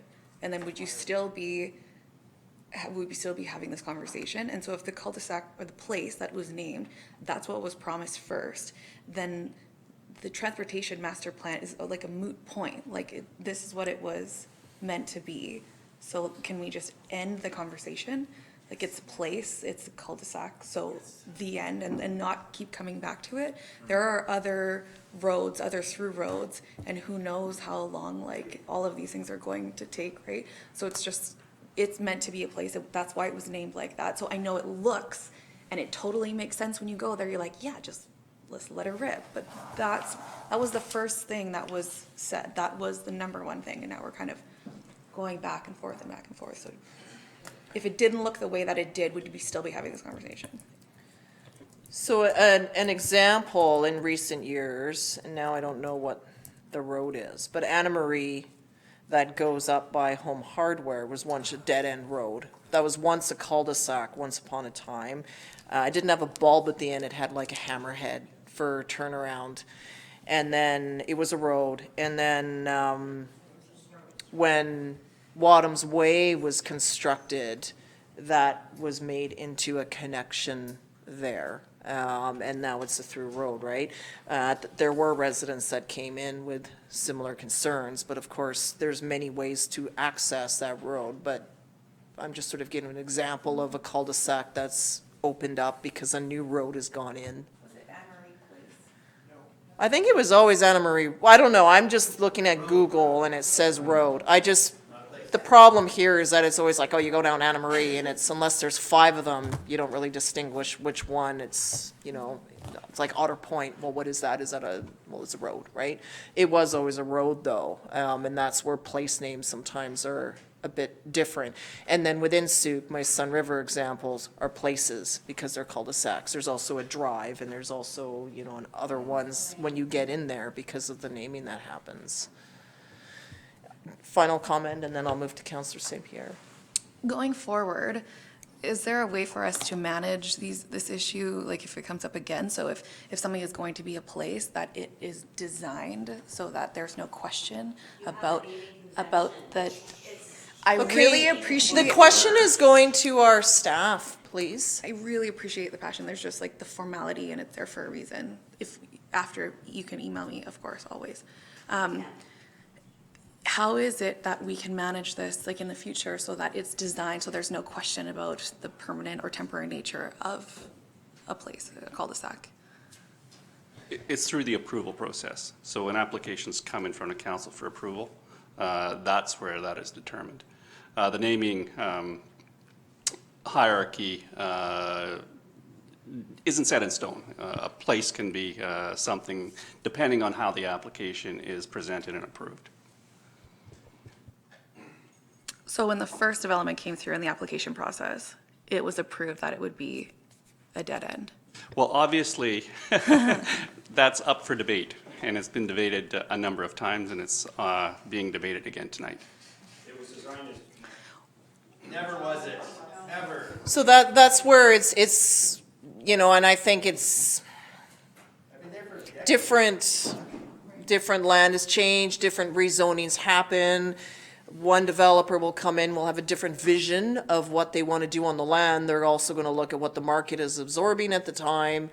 There was a time 10 years ago in Sooke, people couldn't rent out their suites at all and were foreclosing, and now that's completely changed. So, and then the market is bearing up in different products. So different things are emerging all the time, and that's why we're at where we're at. I just, having sat here myself through all of this and having seen something and then what I approved, I'm just going by on what I approved at the time.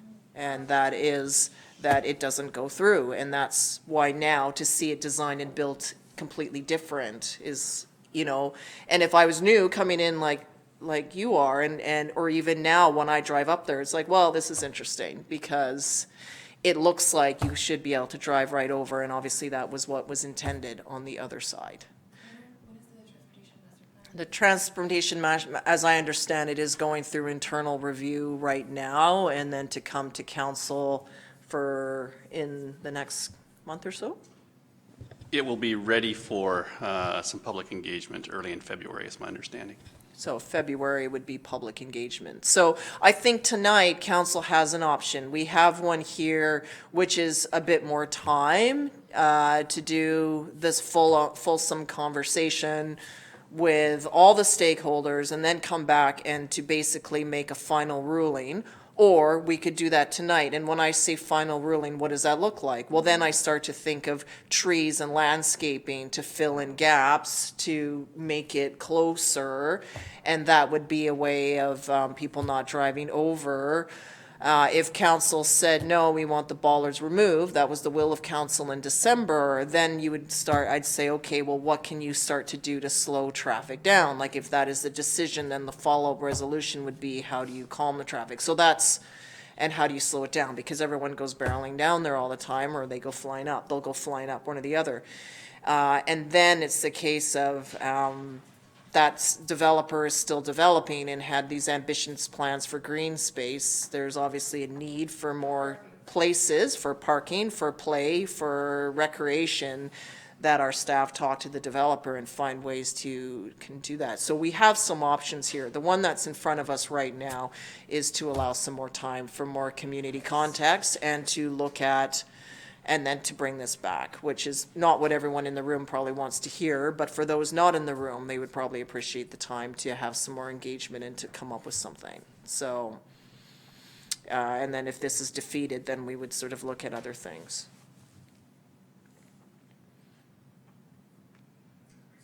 Councillor St. Pierre, I know how much you love that concert. Yes, I do. Nothing like putting off decisions, right? Yeah. I'd like to respond to some of Councillor McMath's comments in terms of it having, been a place. I think that it's clear that it was meant to be a place at the outset. It's also clear that future development or development that's happened since then has largely changed the landscape in all sorts of ways, in terms of what was planned, in terms of what was expected, but also in terms of the density that's on the other side of the bollards. This, again, is why I think that it's important that we actually get really good information and solid information on this. I happen to think that having the cul-de-sac and having place for kids to play and having places that create livable communities where people be comfortable is extremely important. I don't agree that it trumps safety. And I think that making that decision at this point in time, without the information that's upcoming in, like a month? Have you driven up there, though? It would make no difference. I'm still a layperson. So Councillor St. Pierre, I'm hearing that you're comfortable just allowing a bit more time, which is probably why you seconded the motion. Okay, so back to what's in front of us here. This is we're hearing from our staff. We're looking at February. We've heard, fresh content from the folks that lives on Brailsford Place. This has been moved and seconded, so I'll call the question on this motion then. All those in favor? Oppose? Sorry. I'm not, this is the motion here to put it off until we get the transportation master plan. Is that, I just wanted to make Well, I'm hearing public consultation will commence in February. So good point, Councillor Beddoes. So in terms of community-wide context, when would that public discussion commence? Like, the whole transportation plan is coming forward in February, but when would this item actually be heard? The vision was not to have it a separate item, but to prioritize it as a topic worthy of engagement. So worthy of commentary from both sides on the issue, coupled with the technical information for council to make an informed decision. So all of it in February? Yeah, so it will be Okay. part of our wider engagement strategy.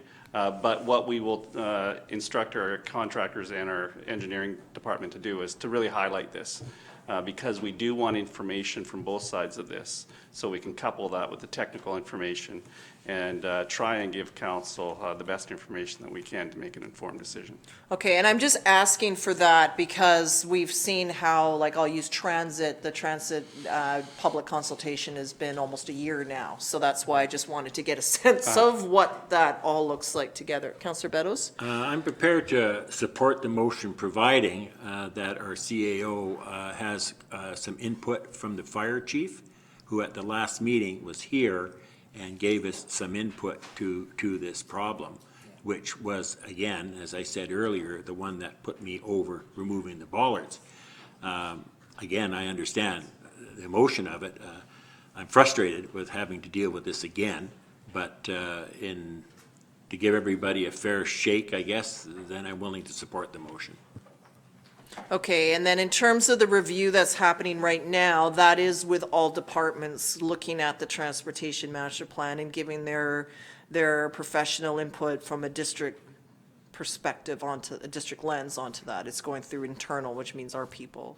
Right, and that will go to the consultant to make it into the first draft of the plan. Okay, very good. Okay. All right, so everyone's clear on the motion, then I'll do this again. Okay, so in this case, it is that it's been moved and seconded that council direct the issue of connecting Brailsford Place be considered in a broader community-wide street context and that discussions be undertaken as part of the transportation master plan consultation. Okay, all those in favor? Opposed? Councillor McMath and myself are opposed. The motion carries. Okay.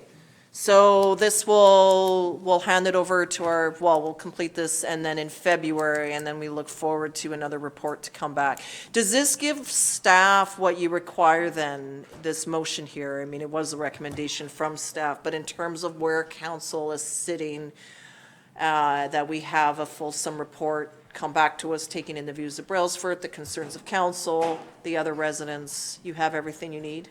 I believe so, yes. Okay, because I'm asking that because I think once we get all this back, then we really need to finalize it and embed it in the plan. Understood. Got it. Okay, thank you, everyone. Thank you for your patience tonight. Okay, so yes, we're going to take a health break.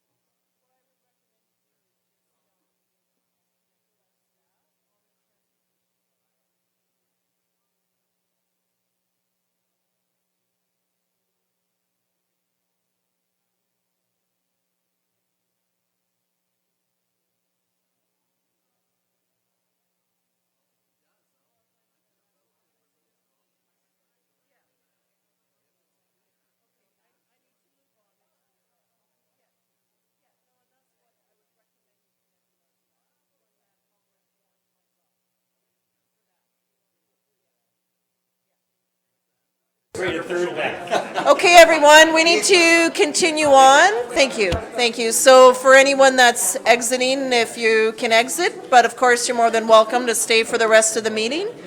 And members of council and staff, if you could please take your seats. And do we have anyone left? Well, thank you. Mrs. Lurs is staying with us. Okay, so we're moving on into item 9.1, the ATCO trailer MFA borrowing, and I'll turn this over to staff, please. Thank you, Your Worship. Just a clarification, I realize in hindsight I shouldn't have called this the ATCO trailer. It's more of a modular, what are we calling it? Modular structure, because ATCO is a name of a specific company, so that decision has been made at this point. So it's more of a portable structure that we're looking at. So as mentioned in the report, Municipal Hall is reaching capacity here, as well as in the next week or two, we anticipate the results of the building condition assessment, which early indicators let us know that there'll be some renovations, et cetera, and repairs required to the building. So the need to have suitable office space for staff, up to 2018 building code, for staff to be in and work from is more and more important as the days tick by here. So this resolution isn't to purchase anything specifically. It's just there is an equipment financing program through the Municipal Financing Authority, and just as part of their borrowing requirements there's a general resolution required as worded in front of you, that basically once a decision is made on if this gets approved and we decide to borrow the funds, then a different report will come forward to you at a future date with more specifics of the specific unit we'd be looking at purchasing, because this is just all the information we have at the time. So our CA received a couple quotes. That's where the original ballpark estimate comes in at of $260,000. That would be transportation and installation as well included in there. I know there was some misunderstanding on that online, but the $260,000 would be all in. So we're basically just looking for council to support when we find a suitable structure, that we would submit a borrowing requirement to Municipal Financing Authority. And they do a 5-year, you can do anywhere from 3 to 5 years. So I'm recommending a 5-year loan be taken out, and versus, because when we look at the cost between leasing and purchasing, leasing just doesn't make sense, because we don't end up with an asset we can own at the end of the day. At least at the end of the day, with purchasing a structure, we would own this, we can repurpose it down the road if it's not needed at Municipal Hall in the future. So versus leasing, we'd be paying almost the same cost as the purchase price, but to not have an asset the district can resell at a future date. So again, this resolution is just more to get this in front of council, see your thoughts on this, and if approved, then we will at a later date come forward to council with the specific structure we're looking at and the final costs. And then if that is approved to be awarded, then that will be submitted to Municipal Finance Authority to request the financing. Okay, thank you, Ms. Gray. Councillor McMouth? I don't love it. So the 2060, bear with me, thank you. That's not actually would be the total cost if we bought it. There'd be an extra $100,000 on top of that, correct? To buy it at the end of the lease, or at the end of the rent?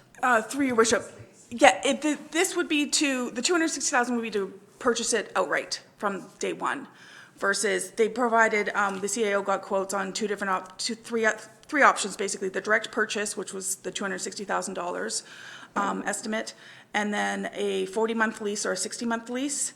And so the 40-month lease and 60-month lease costs were indicated in the report, and the buyout option on those is another $105,000 on top of the original lease cost. So the total cost of the term of the lease for the 40-month lease was $191,000.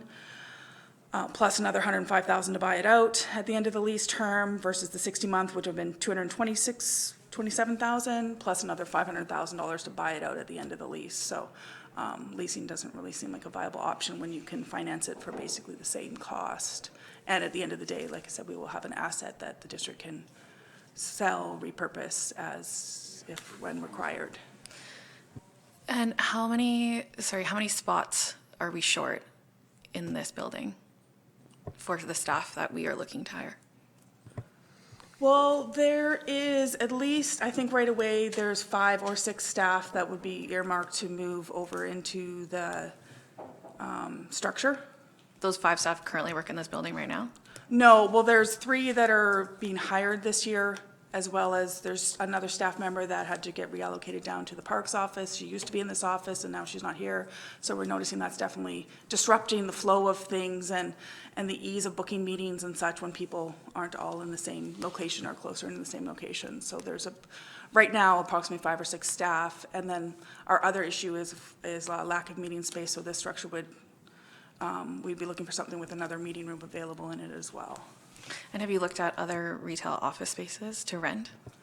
Yes, I believe the CAO has looked locally, and the cost of those, I don't know if we can say the cost of them, but it was significantly higher than the cost of leasing or 5-year loan payment. It was over 50% higher for just renting additional space. Okay. So I appreciate it's not ideal, but I just space don't- we have left here, like, so is this it- is an option. Yeah, because is it a matter of convenience? And if that's the case, it's kind of like, it's hard to justify spending $250,000 if it's just a matter of convenience, because there's other options. Obviously, it's not ideal and it's not super comfy, but $250,000 is a lot. And I'm not sold yet. Councillor Beddoes? Yeah, I've heard you allude to the fact that we're getting our building assessment, and there's a very good chance that we're going to have to do some work on this structure here, correct? And the idea of having the ATCO, whatever you want to call it, is that we can temporarily move, let's say the CAO's office area has to be gutted. He doesn't have to work from his car. We can put an office in the trailer. Was that part of the process, is to not just accommodate the extra 3 or 4 people, but in the chance that we may have to vacate this building at certain times, different areas, or is that coming to the equation? Through your worship, I may be speaking out of turn a little bit. I've just kind of ad-libbed that part on, only because the structure would be bigger than we currently need, like this year, but looking down the road and further for further expansions. So in the short term, as we're potentially doing some renovations around the office, that there would be potentially a couple desk spaces or one of the offices available to relocate staff temporarily. Yeah, I understand. Thank you. Councillor Bateman, then La Jeunesse, Bateman, then Logan's, then La Jeunesse, and St. Pierre. Okay, so, yeah, this was a surprise to find in the agenda, and it certainly was out in the social media world, where there was quite a bit of rapid feedback, as there always is. You know, the fact of the matter here is staff are squeezed in this building.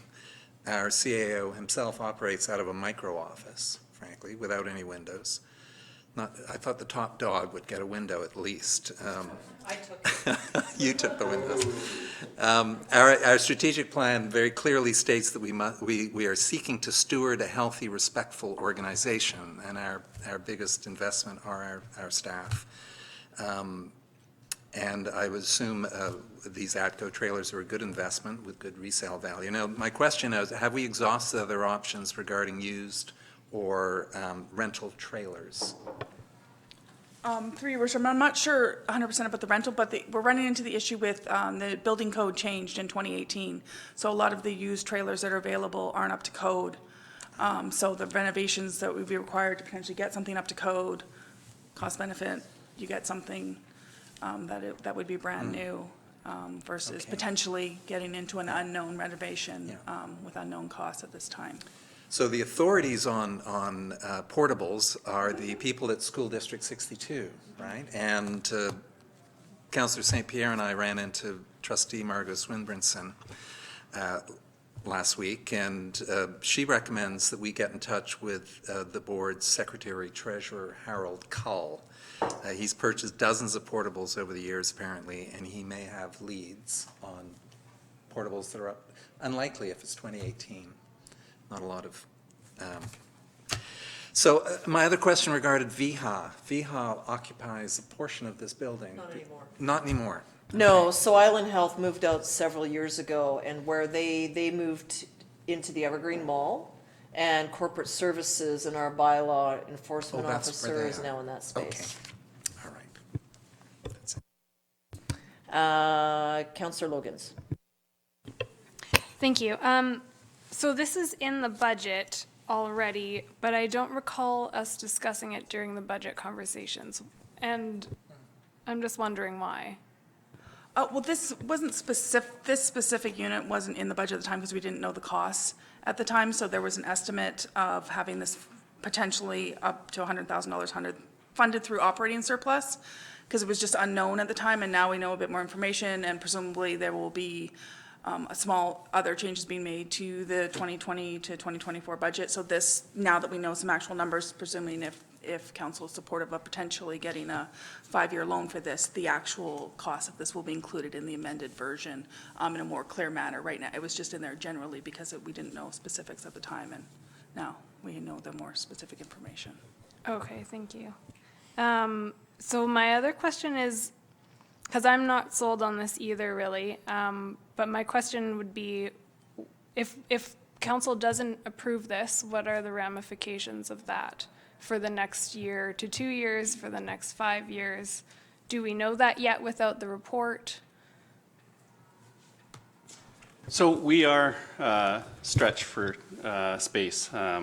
It's if you go back into the planning and operations area, people are stacked upon each other. So us having to increase our space really is a necessity. We could look at it internally, trying to find space. One of the options that we did have a quick look at was actually moving council chambers down to where operations and planning is and redeveloping this area up here. But those types of things, you get into big money really quickly. So this was my item in the budget, so the $100,000 that was in there was to lease a temporary structure like this. But when we looked at the lease costs plus the buyout, it was Rachel's recommendation that we look at MFA, and it really is a much better solution on the funding side. If this is not palatable, we can look at trying to rejig things internally, but that's happened quite a few times over the last few years, and it's really becoming a little bit of a morale issue with staff. So I think the right thing to do is to increase our space, but if the timing is not right, I can understand that. Is it possible to have this discussion at our COW meeting for the budget? I'm confused as to why this wasn't connected to that budget discussion, and I would like to see where else we can move things around, because personally I'd like to reduce the budget a little bit more, and maybe it's the case where it would fit in nicely, and maybe it's the case that it won't. I don't think this is a good year for us to be adding a lot to the budget. So anywhere we can sort of not make large purchases would be nice. But again, that's more of a budget discussion and not necessarily one for this. So this would not necessarily have a tax implication. It would, the original plan was have it funded through our accumulated surplus, so not a tax hit. And it was structured in that way. But the need for this is there are a number of vacant positions, and there were 3 new positions created in the 2020 budget, the draft budget as it is now. So the reason it's on the agenda tonight is really just a timing issue. We have to go through a development permit application, building permit application, and then lead time, because this is a new build. There are no structures in the province or in Alberta that meet current BC building code. So it's got to be totally built from scratch at the Langford facility if we go with the ATCO.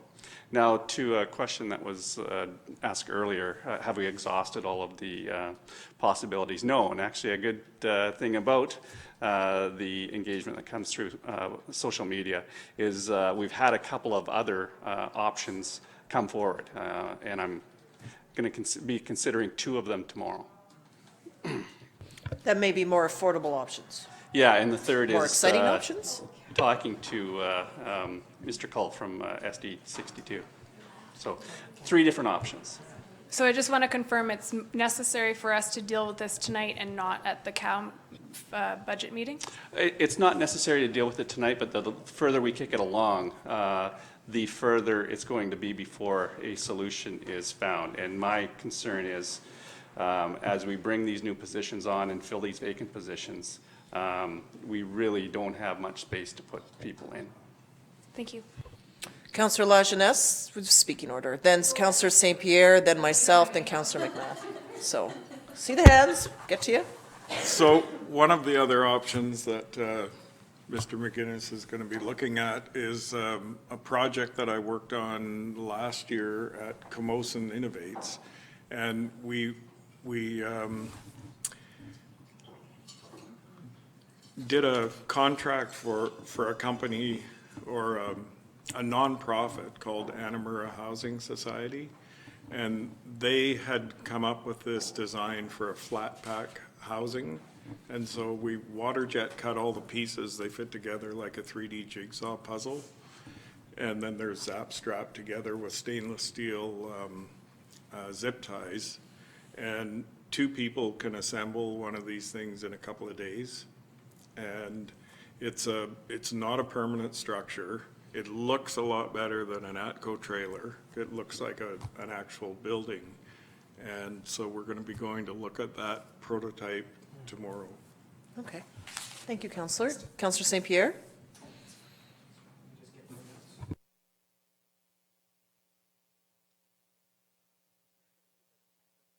I have a few questions. One of them is, how many square feet do you actually need? Because that wasn't clear to me from, sorry, through your worship. What we asked for was workspace for 11 workstations. So the unit that ATCO is suggesting is a 24 by 60 double wide. So there would be 2 12 by 60 units coming in and then put together on site. So about 1,500 square feet or so? That's, math is hard. Someone must have a All right, so that was the first. My understanding, this is needed as soon as possible. That was my other question, but I still don't. How much time do we actually have to play with here before it gets absolutely critical? It sounds like it's semi-critical. Yeah, it's so. Director of Planning and Development, there's space for that, but they've moved into the Director of Operations space right now. So the crunches are going to start coming when we actually hire for a Director of Operations. Director of Finance, depending on what happens with that position, that'll be a new position, or we'll have to fill the deputy position.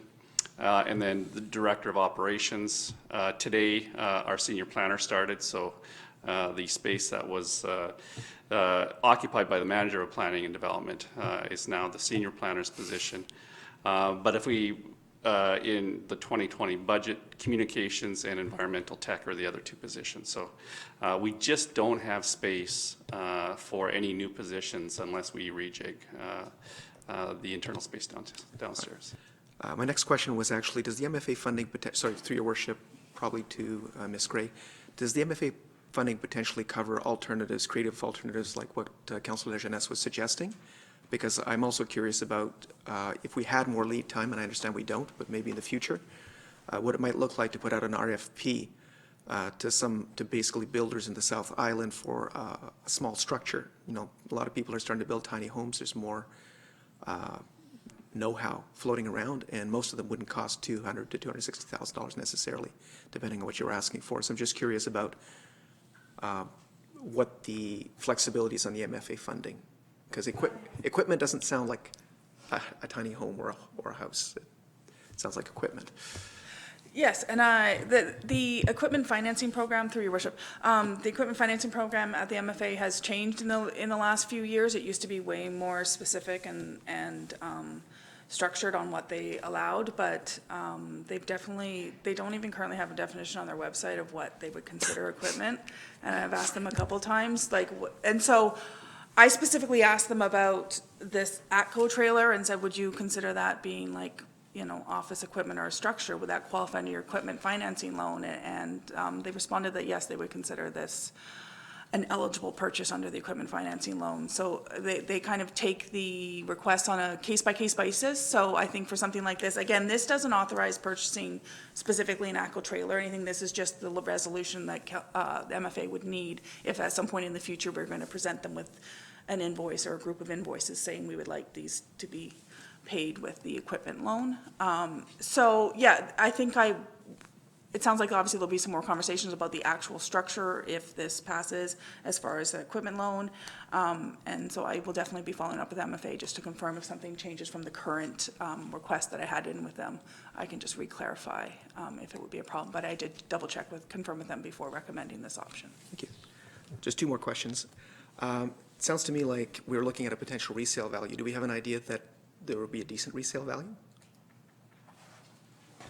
Yes, because we've looked at units now that ATCO has, and the resale value is considerable, but none of them meet code. So this will meet current code. So I'm assuming there's going to be a better resale value on this if the organization that takes it from us at that time is considered is concerned about code. Okay. And that leads directly into my final question, which is around long-term solutions. So does this actually present us with how long is this going to solve our problem? The community keeps on growing. Obviously, staff needs to meet the needs of the community. We're looking at more staff. Is this a one-year solution, a two-year solution? Are we looking at reselling and then getting something bigger, something different? Do we have a long-term plan in terms of solving this? Because it looks like we need a more robust solution down the line. So 5-year loan. So I'm hoping that this will get us through that 5-year period. Even if we are to consider going down the road of looking at feasibility study for a new municipal hall, that's not going to happen overnight. It's going to be 3 to 5 years out for sure. Thank you. Councillor McMath? So there's 3 to 5 new positions, but you're looking for something that has 11 office spaces? Yeah, so the idea is to move our operations department in full, which was on the new org chart that was on the screen earlier. So to keep them whole and move them all out into the annex. There's a meeting room downstairs where we sometimes meet. What have you looked at rejigging that and then using this area as a meeting space? Because I don't think anyone's ever in here unless it's... This space does get used a lot. We had 3 staff members work in that downstairs space in the past. Mm-hmm. They tried to brighten it, they tried to enhance the lighting. It's working in a closet. So, there's no lighting, there's no natural lighting back there, and so there was some overall health and wellness concerns, and plus a lot of mildew smells coming through the intake system. While I appreciate everybody, I'm going to say this politely, there are need and want, and I get that fluorescent lighting is nobody's favorite, but over preferences versus $250,000, it's a no way. If you can change that room into 3 spaces and that buys us at least a year, and then this room gets used more often, then how can you justify $250,000? That's where I'm at right now. So common for myself is the case where, the building itself has sort of an old school type of design. There's some large offices that are almost they're large for one person. I'll pick on mine, for example, large for one, a bit small to chop into 2. It's tight. And then we have a lot of furniture that was acquired to fit into said offices. And there's furniture all over the place that staff are trying to work with. Last year, when we were having heating and air conditioning issues, there was a hot water flood that flooded my office, corporate officers, the whole hallway, the CO's office, and that all had to come up because there was significant damage from the hot water that flowed and thankfully got shut off. there's still a dated sprinkler issue that needs to be dealt with in here, and then ongoing heating and venting concerns. I think modern offices now, people don't have individual offices. So I think of someone I know that works downtown, brand new, the province redid the whole Queen's printer. People have a locker and a laptop, and they go in and they find a place to work. And it's different, but this is a significant renovation that has occurred. So I thought, could we do something like that? Well, yeah, we can, which means all the walls have to come out, all the heating has to be redone, all the electricity has to be done. Where will the people work out of in the interim? And then I thought, okay, well, maybe people could come up and work up here, and then council could meet at the high school. And we could do that, you know, and get a deal, because we're, you know, looking at theater seats in the budget, and then maybe we would be more in touch with young people and more people would be attracted to go there. Wouldn't be webcasts though, don't have the same security, would conflict with other events that the EMCS has, but it's something to think about. I thought, what if I worked remotely? Well, I could do that, most certainly. There's some people, though, I wouldn't feel as comfortable with meeting outside, you know, and then I have to put all my stuff somewhere, like all the files for my 10 years and the like. But my space is also used as meeting room space whenever I'm not in there. So it's like, okay, there's still meetings happening here even when I'm not here, or when I'm away, the acting mayors use the office, so that doesn't solve anything either. It'd be great if we had a bit more flexi space, but even the room that you're talking about, it's all set up. So when people are coming in to look at land use applications, we have computers, they're viewing on all those screens, just like the tiny little meeting room, which fits maybe 4 people. That used to have our mail in there. And it was sort of the council nook that had the mailboxes, and councillors were a bit upset when they lost that room, but it had to be used. Well, they needed other places to move, so I said, you can meet in my office so that a meeting with developers can actually occur. That's going to take a bit, or members of the public come in, and takes a bit more priority over 2 councillors wanting to meet. They can meet elsewhere in the building, so then our mail is now where it is now. It was up here, and we found out that didn't work either. So I think it's a case where we need to look at the overall building and do some modifications to it, but then where will the people work when all of that is happening? So even the front space, I think of what is now holding 3 building officers, building officials, or 3 building inspectors, used to have 2 people in it. The IT office now had 1 person in it, now there's 2 people in it. I have no idea where the finance director or deputy will go when we hire those. If we had found a good shortlisted candidate for the operations, that means the new planning director would have nowhere to go. So I'm sort of sitting there waiting, like I'm gonna get bounced out of my space like any day now, and then all of my stuff. I know, it was packed because it was painted, but I've unpacked it because I'm claiming my space back. So it's an ongoing thing. So, you know, for myself as the case, we're also growing. We hear that people want more bylaw enforcement on. Well, there's nowhere for that person to go. Right now, we've moved our corporate officer back into the bylaw officer space, and the bylaw officer is in the other place with the other one down the hall. And then 3 offices were converted into 2, and then, yeah, the planning area is one. It's a big pile, and then sometimes people find, well, rather than chasing each other around the building, if the same people work together in the same place, there's a bit more consistency. So if you were to put 3 people into the meeting room in the back, which 3 people from which department would you pull in there? We're saying that communications is a priority, so I guess that person will remotely out of one. I still have the floor. I have 10 minutes. And I'm using all of it. You are too, yeah. So to me, it's like we just don't have any swing space. So I look forward to the options that may come up, what our director, what our CEO might source out through SD 62. I mean, there's a demand there. The school opened, they had to automatically bring in a whole bunch of new portables. So somehow that happened, and there may be a bulk space. Our CEO is looking into that. He's also looking into what can create from Camosun. My question is more on process, though. If this is a modular structure, is this a temporary thing, or is this a permanent one? And if it was temporary, don't we have to go through a whole temporary use application, or is that part of the building and development permitting process?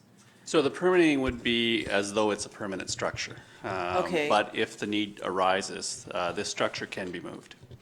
But would this fall as a permanent structure then, or would it be a temporary? We wouldn't be looking for a temporary use permit. Because this wouldn't be deemed a temporary building? Or? Thank you, Your Worship. The temporary use permit is only required when the use being sought is not permitted within the zone.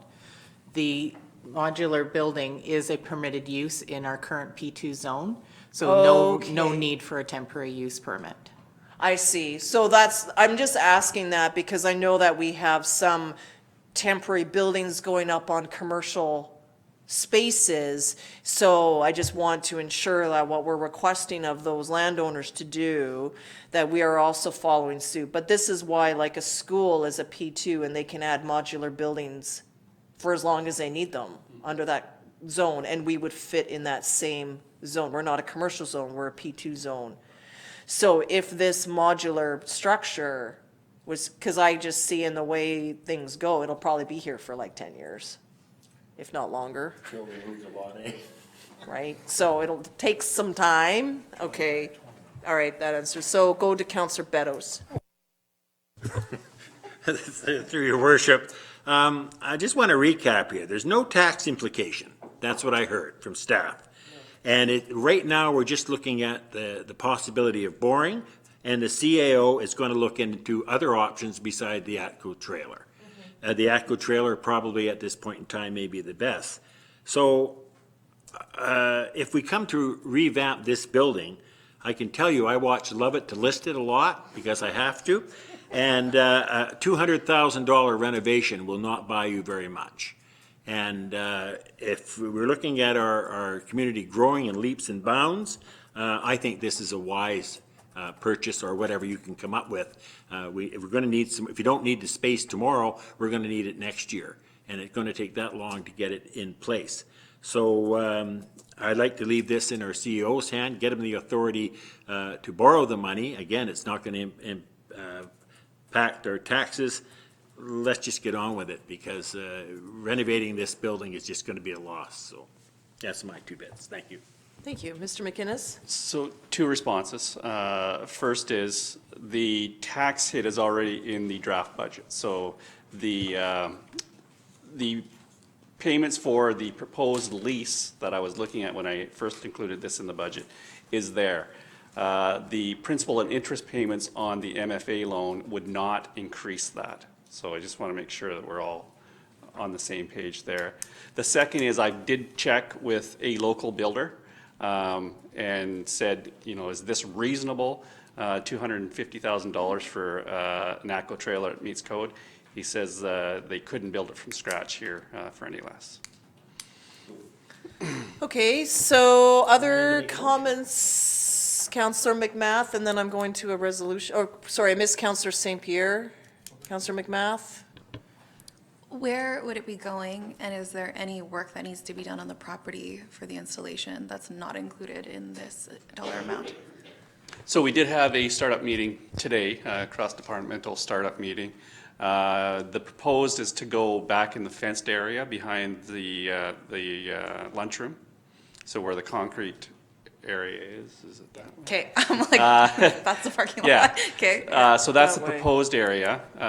There's a CCAN back there right now that houses some emergency management equipment. That will be moved over to the fire side. It'll be twice as wide as the structure that's there now, and longer. It'll come, if you can visualize the 2 vehicles that are usually parked out there, about the middle of where those 2 vehicles are parked will be the length of it. Gotcha. So that's the location. And then the other expenses, there will be need for a simple survey and a geotechnical report. So that's all within this budget.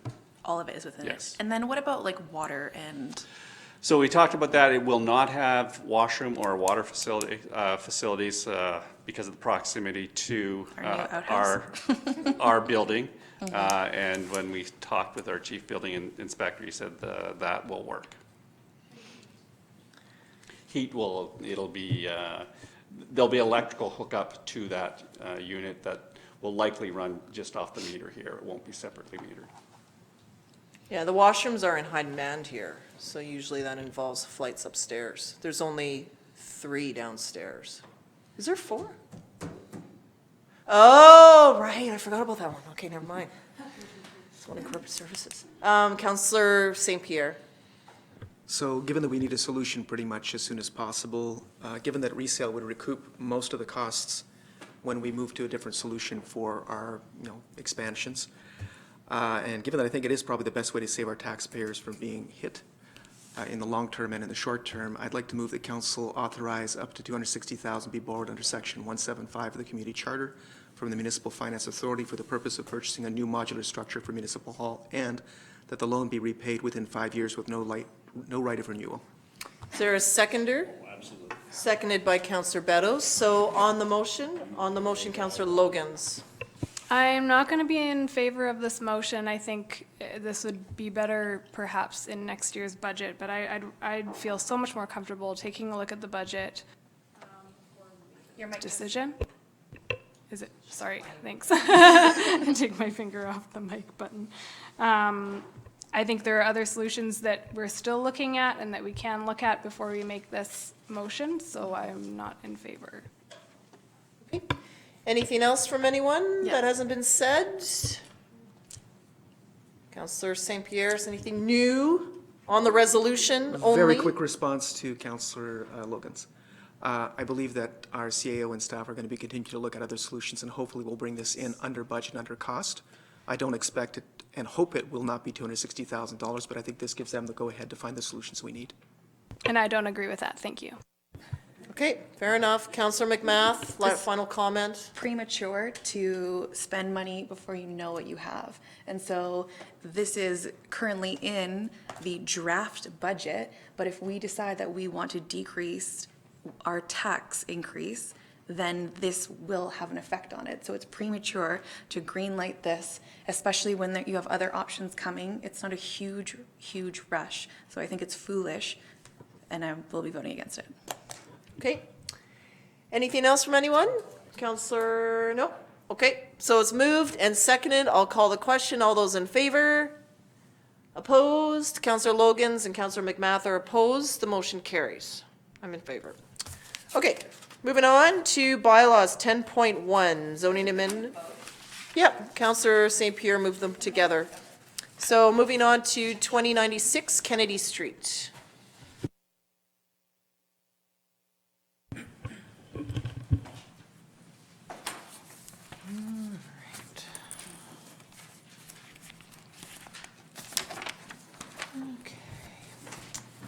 So this is the application for 2096 Kennedy Street North. The applicant, Aegis Builders Limited, has applied to rezone the property from large lot residential R1 to medium density multifamily 2, RM2, for the purposes of constructing a 27-unit townhouse development.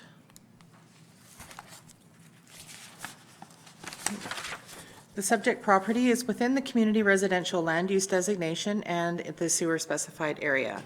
The surrounding land uses are small lot residential R3, medium lot residential R2, and tent lot residential CD4.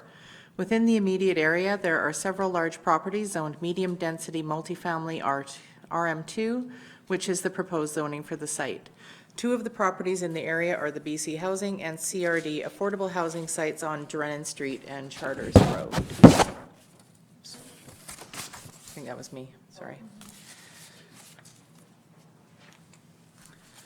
If successful with the zoning amendment, the applicant will be required to upgrade Kennedy Street North to the modified urban local standard shown below, or above, whichever, and attached to your report.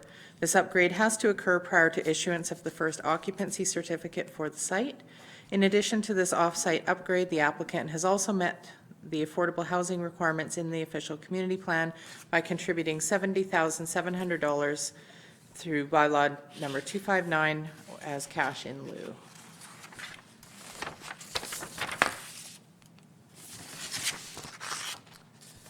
If successful with the rezoning, the next step for the application will be a development permit under development permit application number 3. At that time, a traffic impact assessment will be required to understand the impact, if any, of the transportation network.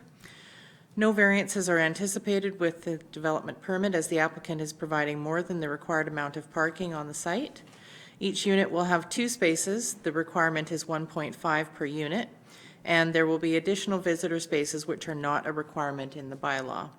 Staff support this rezoning and the increase in density as the upgrade to Kennedy Street North will bring pedestrian connectivity to the area that is lacking. The housing typology was identified as needed in the Housing Needs Report. The proposal aligns with Council's strategic priorities, and the proposed development meets the policies and objectives in the official community plan. And that's it. Okay. Councillor Logans? It's really nice to see an application come forward that ticks all of our boxes and goes above and beyond in certain areas as well, with parking and such. It would be interesting to see what the traffic study does say, but I do support this. And I'm wondering if we need to, I don't have to move now if other people have comments, but just in general, wondering if we're moving these separately or all together. Usually we do these ones separately, so we'll just get a bit more discussion. So these are townhouses, so no suites are allowed in townhouses, as far as That's I'm aware. correct. And then parking would be met through whatever the provisions of our zoning are. Yeah, the requirement is 1.5 parking spaces per unit, and the developer is providing 2 spaces per unit. Okay, So that's, they're actually exceeding the requirement, as Okay. well as additional visitor parking that is not a requirement. sorry, I missed that. They are also doing visitor parking in addition to, There will be additional visitor spaces which are not a requirement of the bylaw. okay, but that's good news. Okay, no, this sounds good. Other comments? Councillor Beddoes and St. Pierre? And Bateman? And I'm sorry, a little Martinez? confused because I thought they were going for 1.5 parking spots, but they are going for 2. Did I miss that in there? Or is that something that I don't have? I do Sorry. miss things occasionally. The notes that the planner has provided says that each unit will have 2 spaces and that the Because that's- requirement is only 1.5 per unit. It's not what I have in front of me, so I guess for me, one of my problems, which I was going to vote no on this, was the fact that at 1.5. So if we're locked in for 2 and visitor spaces, I feel much better about that. Yeah. So it is very, if we approve this tonight, they are locked into 2, or are they going to come back with 1.5? No. All you're doing tonight is just giving the bylaw first and second reading so that it's worthy of considering, and we can definitely confirm that parking prior to the public hearing. Yeah, it's good, Yeah. because that's extremely important to me. The other issue that I have is, again, what I have here is they are basing the transportation on a 2009 study, and I believe at that time Charters had a left turn. Now we can only go right turn on Charters, and if that's a feeder road, it's a very poor one. And I would have some concerns about that until our transportation master plan comes through, and with it, working in with that Wadham's Farm development, which is huge, that maybe we should be looking at using some of that development funds to put an alternate road down the back through Throop. Some of this is based on old information, 2009, and I'm not comfortable moving ahead with that. So I would like to see some more details, but we can certainly go to second reading and then go to the public, and we can, it doesn't meet our standards, we could always turn it down at the last reading, is that correct? Yeah, because this is where the way the procedure meets right now is that staff has looked at it, it's meeting all of the internal items as mentioned, it comes to public hearing, and then we get the public commentary, which would allow, but I think it's important that at the public hearing that one of the slides confirms the parking, because Sure. it's like we can anticipate the public will be asking that question. Like Councillor Logan's there, I say this is one of the better ones. I have no trouble with the townhouses. Anything would be an improvement in that area when I went down and had a look at it. So, anyways, I think it's not a bad one. My biggest concern, well, of course, is parking, because we've just had a go-around about all this damn parking and extra suites and things that seem to sneak in after the fact, and I don't want that to happen in this one. No, in this case, at least it's townhouses. Yeah, but two makes sense to me. I mean, Yeah. where 70% of our working population commutes out of this community, which is sad in itself, and I'd like them to all be electric cars, but that may happen one day.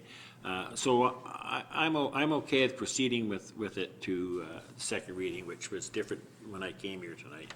But if they are commuting by electric car, it's still added cars on the road. Oh, I know, but it's. It'd be more like It's the parking spots. I mean, I've just seen too many of these things where you look into someone's driveway and they've got, small parking spots. There's trucks on the road because they've got the work truck home.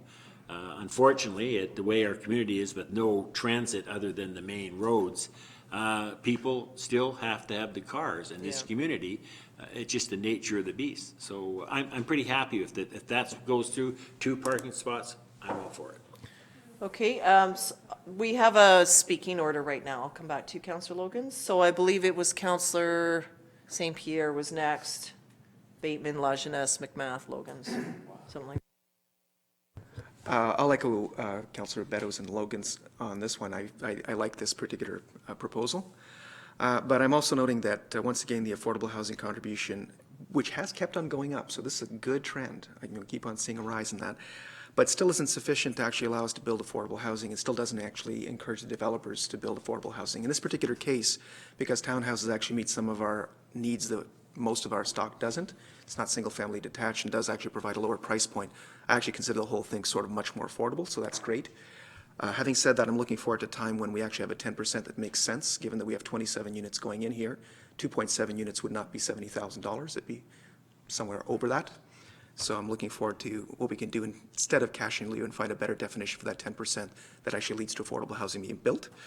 I'm also interested on the same tact as, is there any way for the district to actually look at these applications and encourage higher density even than what's being asked? Because in this particular case, I would love to see townhouses and potentially, something like the Knox Center development where you have 2 to 3 stories, you have even higher densities, potentially greater profits for the developers. I don't know if there's an appetite for that, but I'd love to maybe have the district looking at a strategy to put that in front of developers and see if they are interested. Other than that, I would love to see community gardens with this kind of a development. If they're actually putting townhouses, they should have enough green space for that sort of thing, and that would make a lot of sense. I will be supporting this. Councillor Lajeunesse? So I like this development too. When I read Kennedy Street in the application, I thought about something that came up recently. There's been a lot of talk about putting a traffic signal at Charters, and maybe, and not part of this development, but maybe we should look at putting that signal at Kennedy or someplace further up, because we all agreed that having a signal at the brow of a hill was not a good idea. So maybe we can look at fixing that up too at some point, or having MOT do it. Yeah, well, it would be the ministry. It's their highway, so they should pay for it. We pay for our They road. can upgrade the southern part of Kennedy as well. We'll see. See what we can negotiate. Councillor Bateman? Yeah, that's an interesting idea. I Yeah. hadn't thought of that. I agree with everyone that this is a good addition. My concern there is 27 townhomes on 1.77 acres. That's tight. There's certainly no room for a community garden in that context. The developer is now, in fact, completing the Grasslands townhouse project across the street on Charters. So they're, and So that's a good thing. And on their website, they're already announced a project called Meadowlands, which I assume which is coming to Sooke in summer 2020. So we better be come through on that. So I'm hoping at the development, at the public hearing stage, we will see a blueprint of the development.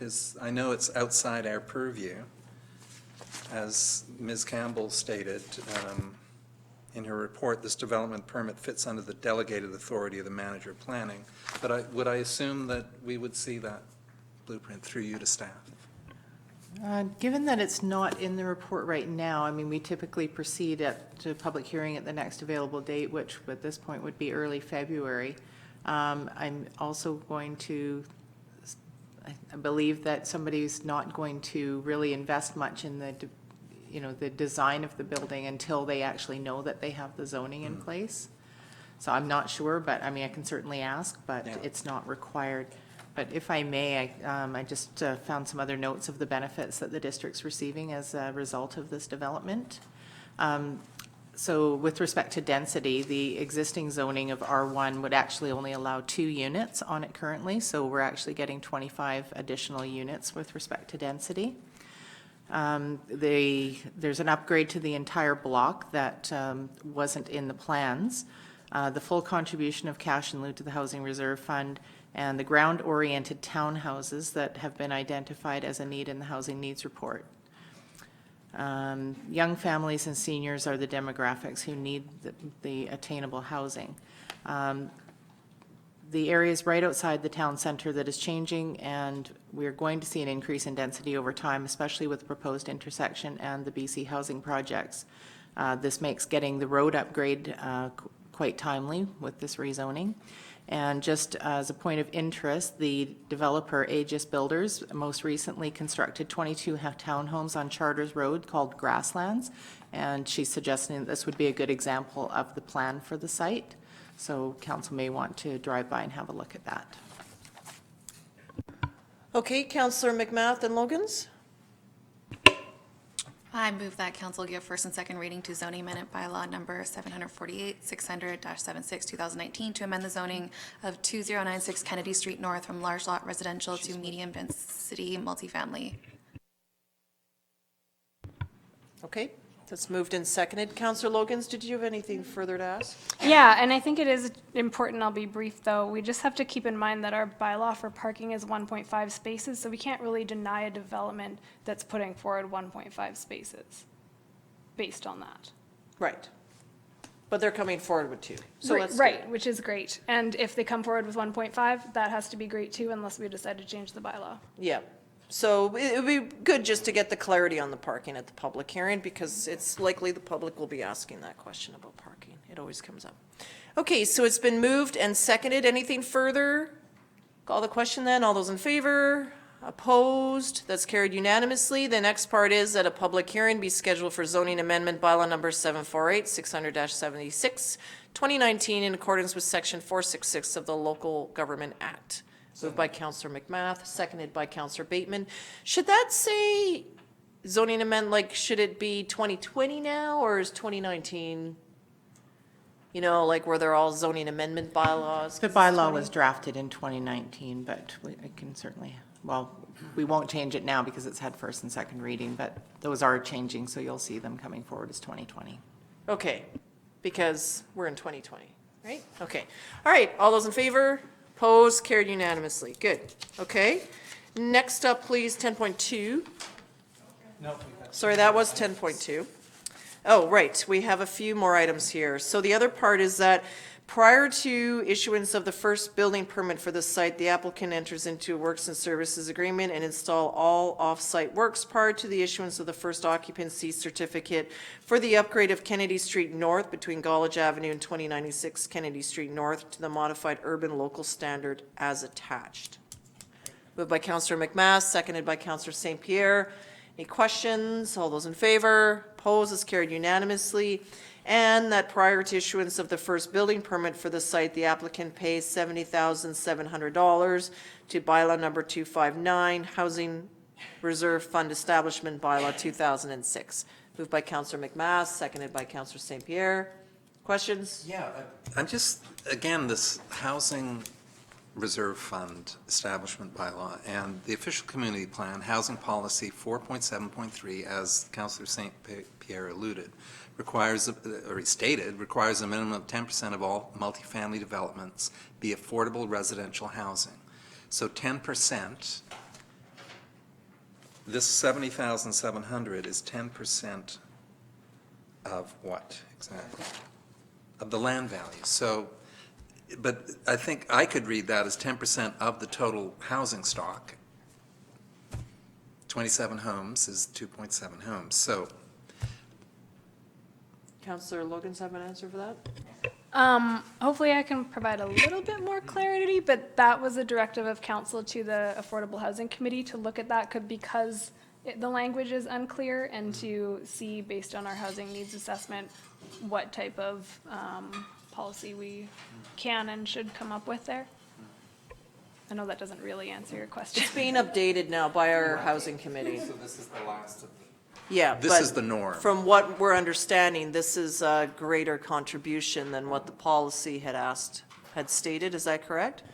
Through your worship, my recollection, I don't have the wording specifically in front of me, is that it's the 10% or a cash in lieu donation. And that cash in lieu amount has never been specifically defined and has allowed the developer to basically say, here's what I'm going to give you, and that's all I'm going to give you. And that amount has typically, up until recently, been approximately $1,000 per unit. This one, I just did a calculation, and it's $2,618 per unit. So, 1.5 times what we were getting in the past. Yeah, okay. So more to come. All right, we'll call a question. All those in favor? Opposed? It's carried unanimously. Great, okay, thank you.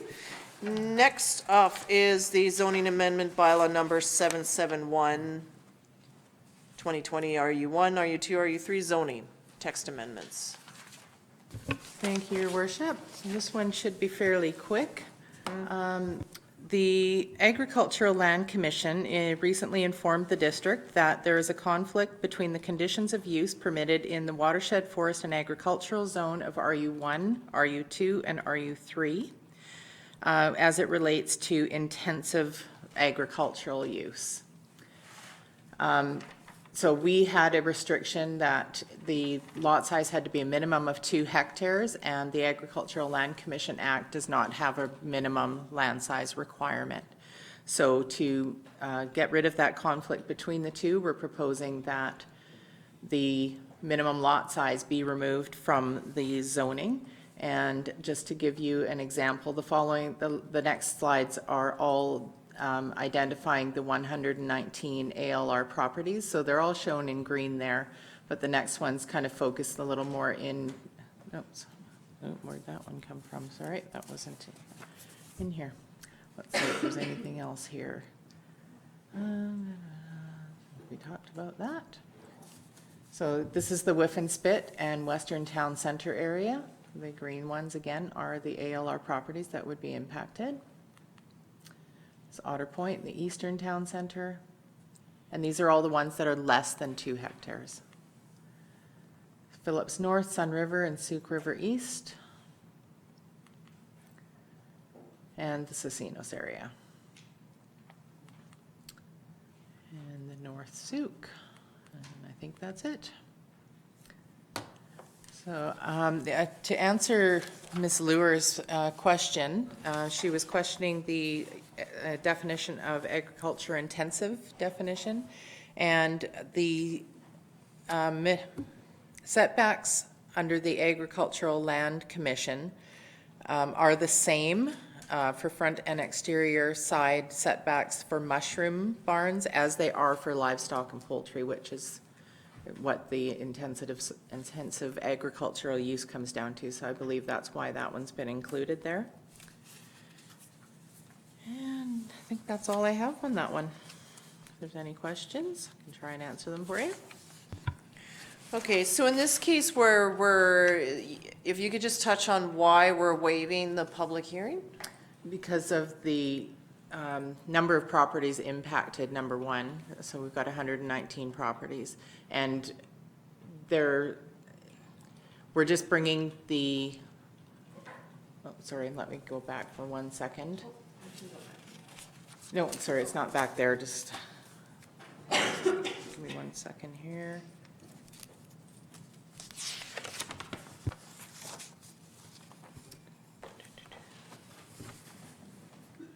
So section 464-2 of the Local Government Act allows the local government to waive the holding of a public hearing on a proposed zoning bylaw if an official community plan is in effect for the area that is subject to the zoning bylaw and the bylaw is consistent with the official community plan, which in this case it is. So we would still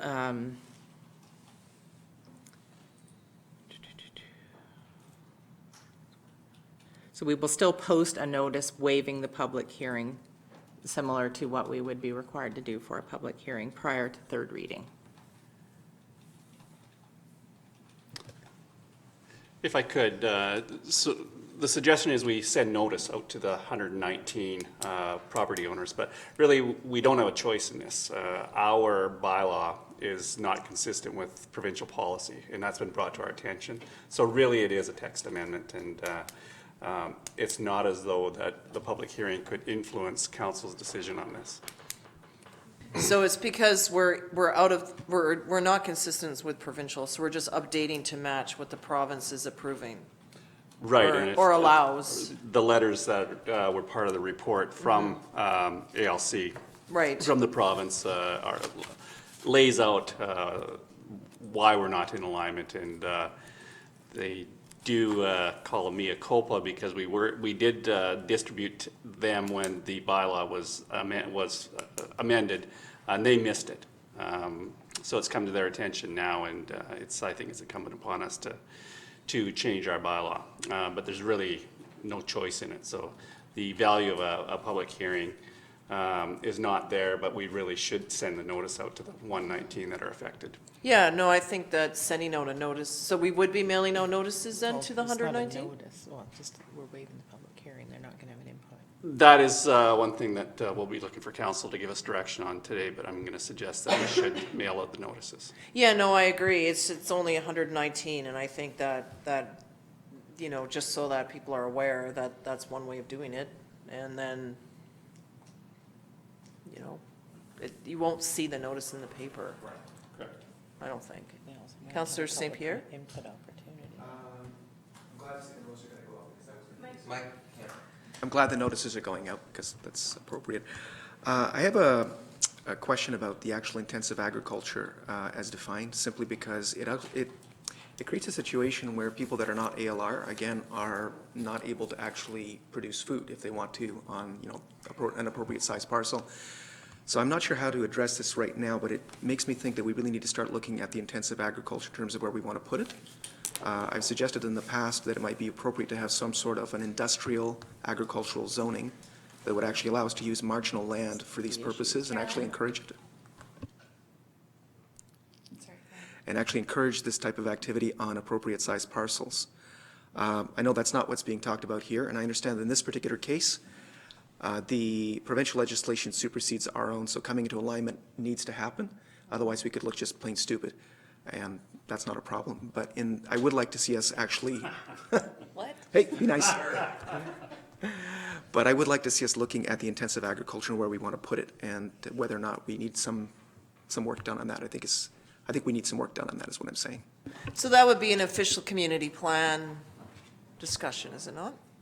No, I believe that's the issue that we're actually dealing with here is our zoning bylaw was trying to regulate where we put it, and our existing zoning bylaw says that we cannot have intensive agriculture on properties less than 2 hectares. Okay. Let me follow up on that. I do understand that, but that was specifically with regards to ALR land, which is where provincial jurisdiction comes into play. But what I'm talking about here is not just the ALR land, but also our own agriculturally zoned land. And trying to make sure that intensive agriculture, which generally, quite frankly, destroys the land in terms of actually growing crops, is maybe put on land where it's not going to do any harm, but is actually going to produce a huge amount of food instead. So I think we need to be looking at, you know, how we want to use our agricultural land and how we want our food produced, and maybe look at the zoning that might be involved. And this is less to do with what they're asking, which is simply to come in alignment, and more to do with what we're actually doing with our land.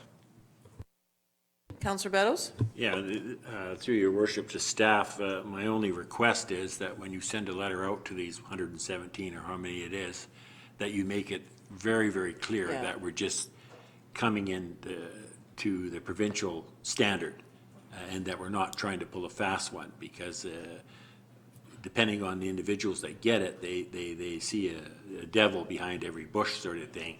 Just please make it abundantly clear. Don't put it into usual legalese. Make it abundantly clear we're just coming into compliance with the province. So that's all I ask. Okay. And in terms of the other question that Mrs. Lewis had, it was to do with was the agricultural plan adopted? And I see that it gets on our website. It has a 2012 date on it. It's a policy frame, as it says, a strategy and policy framework. So is it fair to assume that that plan was adopted, or I don't know. It doesn't say like adopted on this date. I think that's a fair assessment, but we can certainly confirm, and I can get back to Mrs. Lewis. Okay, if you wouldn't mind, thank you. Okay, so other questions about this? So we'll go right into the recommendation then. So that is then, if I read the right one, that council give first and second reading to zoning amendment bylaw number 771-600-78, 2020, to amend the conditions of use within the watershed forest and agricultural zone RU1, rural zone RU2, and small scale agricultural zone RU3 to ensure compliance and consistency between bylaw number 600, Sooke zoning bylaw number 2013, the Local Government Act, and the Agricultural Land Commission Act. So I'll go over that one first. Moved by Councillor McMath and seconded by Councillor St. Pierre. Questions? All those in favor? Opposed? Is carried unanimously. The second is that council waive the holding of a public hearing in accordance with section 4642 of the Local Government Act and require notice of the waiver in accordance with section 467 and section 468 of the Local Government Act. Moved by Councillor St. Pierre, seconded by Councillor Lajeunesse. Question, corporate officer? No, I don't want to call the question yet. Do you have a question? I would just like you to add a motion directing staff to notify the 119 property owners. Yeah, that was the question I was going to ask you actually was, do we put that in here or do we have another resolution? So we do another resolution? Okay. So questions about this? All in favor? Opposed? Is carried unanimously. So now a motion and that council directs staff to send letters to the affected property owners, whatever that number may be, 119. 119, I was going to say 127, 119. Moved by Councillor McMath, seconded by Councillor Bateman. Questions? All those in favor? Opposed, carried unanimously, and the direction was just very clear and straightforward language. Okay. 10.3. Okay, right. So this is an update to the regional context statement. So there has been some correspondence from the CRD, and we've seen some of the others that came from other communities in recent time. So I'll hand this over to staff.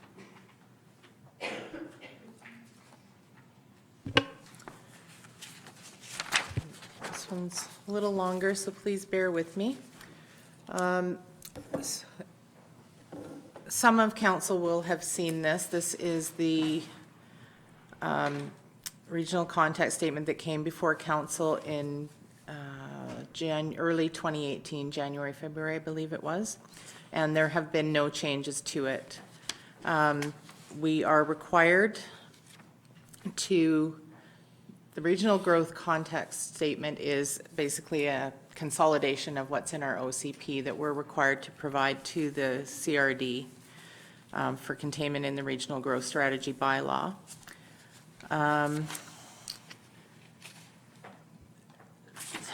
Sorry, just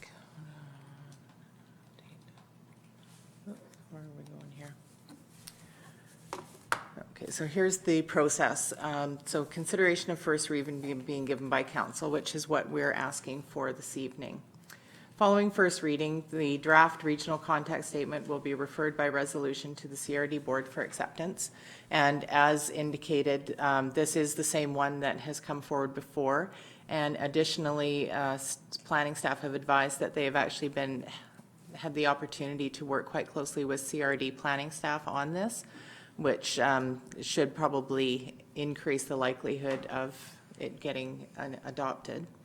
So the next step would be the proposed regional contact statement is reviewed by CRD Planning and Protective Services Committee on February 19th, 2020. And a recommendation is made to the CRD board to either accept or reject the regional contact statement. The CRD board will then consider the recommendation in March 2020 and notify the municipality of its decision to either accept or reject the contact statement. Once the CRD board has accepted the regional contact statement, the OCP may then proceed to second reading and public hearing, then finally consideration of third reading.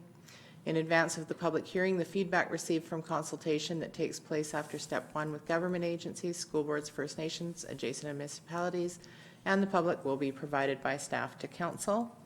And then following the public hearing and third reading, it would come forward for adoption. So question, because we're submitting what we have already, like, because we're going to be kicking off a new OCP, do we still have to do this?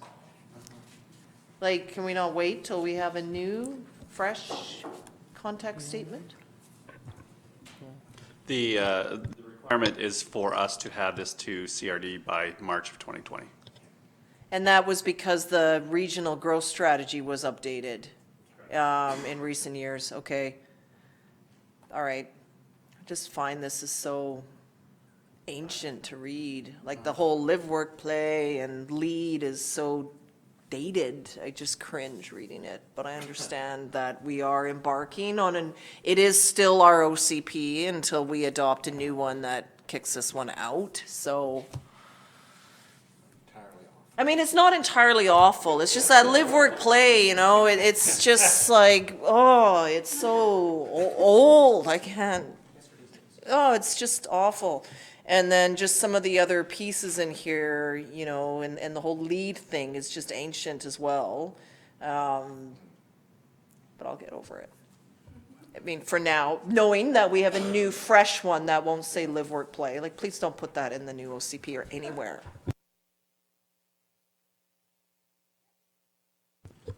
Through your worship to staff, just curious, will our new, as soon as we have the OCP formulated and put together, will we be able to update the regional growth strategy with a new regional context strategy? Or do we have to wait for them to update their document again?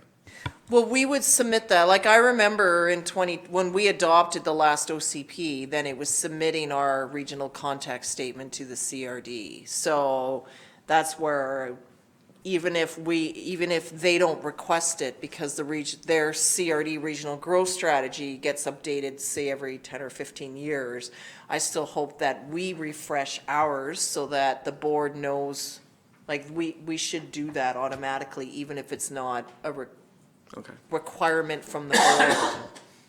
And otherwise it'll stay there forever, and then by the time they do the RGS, then it's going to be even more ancient, right? So further to that question, if we didn't actually provide them with a document, what are the consequences? And it sounds like they would actually be holding our OCP hostage somehow. They wouldn't approve our OCP. Can they do that? I'm just curious about why this is so incredibly important. So my understanding is there is a provincial responsibility for us to show how our OCP aligns with the regional growth strategy. So our context statement is showing how we meet the CRD goals within our OCP, is my understanding of the process. So a provincial mandate? Yes. Okay. Yeah. Councillor McMath? Sorry. Can we ask for an extension, or when we complete our OCP, can we send them an update for them to review and approve later? That was the question that I had, and I said even if we don't have to, we should. Would they review it, and then would we go through this process again when we completed our new OCP? It's an interesting question, and you know, we have to take it to our planning staff for the technical input, but my understanding is, again, we have an obligation to align with the regional growth strategy. So we cannot approve things that will not align with that regional growth strategy. So the specific things in our OCP that affect the regional growth has to align with the regional strategy. So if we are trying to do things in our new OCP that don't have that alignment, then likely we would be having discussions with the CRD around those things. So one of the things, for example, in our current growth context statement is providing water to all of our community as opposed to our growth area within our community. That was something that, from my reading, was pretty passionately debated amongst citizens here and other communities that sort of saw a vision for Sooke that not necessarily Sooke saw for Sooke. So how all of that stuff gets ultimately approved at all levels is an interesting concept, and I haven't been through it myself, so I'm looking forward to going through it. I'm so glad you brought that up because it was my next thing, is when you look back, it says 2016, and they went to the board and Sooke requested that it be identified as a major center so that water is available to all Sooke residents regardless of the growth boundary. So then they decided to just take that term right out. And then how convenient. And they changed it to core, Saanich Peninsula, and West Shore areas. But that was a mediated outcome. So this went through mediation, that was the outcome, and we all agreed that we would go to binding, or, and then failing that, it would go to binding arbitration. So, it's just, okay, this is where we're at with our OCP, so it's what's sent. But I think as we update our OCP, then we resubmit, we know what the RGS is, we know what it is. I just don't want us to then, down the road, we haven't updated it, and then a new regional growth strategy comes in, and we're seeing this 2010 stuff from Sooke. We need to submit our new OCP. So I think when we submit this to the CRD, it's the case as, due to the timeline, we are submitting what is currently in our OCP. Please note that our OCP is in the process of being updated, and we will be submitting a fresh and more accurate regional growth context statement when such is ready. This is interesting because Sooke kind of seems to get sewered, pun intended, because we want to be identified as a major center for water, but we're denied, and then we lost our rural rating for doctors because of our proximity to Langford, but we actually are a rural community, so it's like we're not getting benefits of being a major center, and then we're also getting penalized. We're getting screwed a bit. We are. And that's why this has to be refreshed when our OCP is refreshed. Even if it's not a requirement from the CRD, we are refreshing ourselves with them. And even being branded as like, what was the term in here? Live, work, play. Like a West Shore area. That's not accurate for Sooke. And Sooke, this municipality is a completely different challenge from every other municipality at this end of the island. We're so isolated with one artery in and out. And that's frequently we're just lumped in with what's ever convenient for each group. Councillor Bateman. Yeah, I'll just add that, every municipality has to file one of these. There's 13 of them in process, and I think only half of them have so far. At the last board meeting, North Saanich and View Royal put theirs through. In terms of this being outdated, at least this document that we're sending forward is a rewrite of the 2010. So Looks LEAD exactly the same to me. No, it's completely rewritten. A lot has changed from, I think it has. It seems to. It's all we got to say. Yeah. I'm not seeing any rewrite. Oh, okay, that's fine then. Yeah, so let's make the motion. I'll make the motion. Yeah, for now, we'll just roll on with it, but then Yeah. once we have our OCP, Yeah, we'll be then let's sending them definitely. something Yeah. better, or an update. Okay, so the first, I could read out of the, this doesn't match. there we are. Okay, here we are. That council introduce and give first reading to the official community plan amendment bylaw number 774 400-15-2020. Moved by Councillor McMath, seconded by Councillor St. Pierre. All those in favor? Opposed? It's carried unanimously. That council directs staff to refer the official community plan amendment bylaw number 774 400-15-2020 to the Capital Regional District Board for acceptance. Moved by Councillor Bateman, seconded by Councillor Lajeunesse. All those in favor? Opposed? Is carried unanimously. That council directs staff to refer the official community plan amendment bylaw number 774 400-15-2020 to the Agricultural Land Commission, Ministry of Environment, South Nation, Beecher Bay, Ministry of Transportation and Infrastructure, School District 62, Juan de Fuca Electoral Area Planning, and District of Midchosen. Do we have to do all of that? I'll move it. Moved by Move what's on the board. and seconded by Councillor Logans. Like, why do we have to send it to them?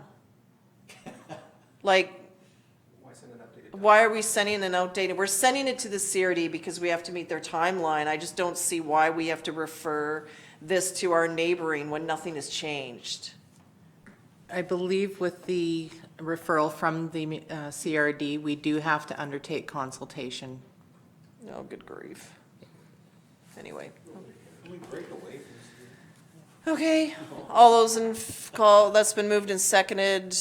If we don't have to, can you please check on that? Because I don't want to send them like this, here's this old thing, like same as the last time, if we don't have to. I'd rather engage with them when it's actually a bit more timely and relevant for our benefit. Okay, all those in favor? Opposed? Is carried unanimously, right? Yeah, okay. And that council consider consultation under section 4751 of the Local Government Act and direct staff to post notice of the official community plan amendment bylaw number 774 400-15-2020 and the accompanying staff report on the district website, to which members of the planning may speak and provide input to the planning department, who will provide a report and input received to council at time of the public hearing. This is like a lot of work for, moved by Councillor St. Pierre, seconded by Councillor Lajeunesse. Questions? St. Pierre, yes? With the Well, that for microphone. both this and the previous motion, I know that it's already been passed, but can we have clear indications that this is a placeholder that we're looking at further? I don't want community members to think that this is actually something that we're going to stick with long-term, given it's an Yeah. outdated document.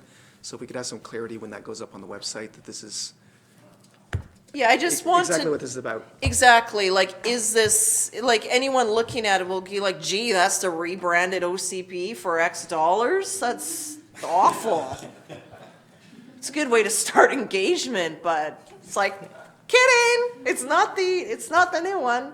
Ms. Machetta? The legislation does require us to undertake the consultation with anybody we consider appropriate for every time there's an amendment or change to the OCP.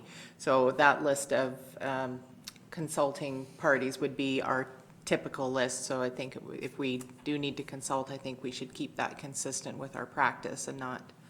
But we're not engaged, like, and this is where, like, I get that that's there, it's just, why are we engaging on something that's so old? Like, if it's as appropriate, to me, none of this applies, because we're not doing anything new. This is just to meet the CRD's deadline because of the RGS. So I don't want to go through any effort at all with this ancient document, because they'll be like, can't you come up with anything better than live, work, play, or like, lead? Don't you guys know that that's changed? Like, it's so old. Like, I think for me is appropriate means none of them.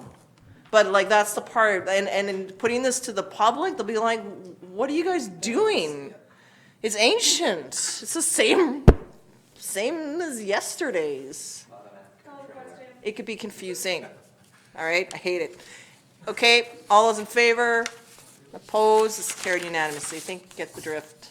Don't do it if we don't need to. Save it for when it matters. Verbal reports, and just with an eye on the time. No new business, verbal reports. Happy New Year. Councillor Logans? Just really quickly, I'm going to be in council chambers sporadically due to my school schedule, which forces me to have classes on Mondays, but my instructor is very flexible with me coming in and out. I don't want to take a leave because I do want to come here as much as possible, but for January, February, and March, I might be a little hit and miss. Councillor Lajeunesse? Happy New Year. Thank you. Councillor Bateman? Microphone? Yeah.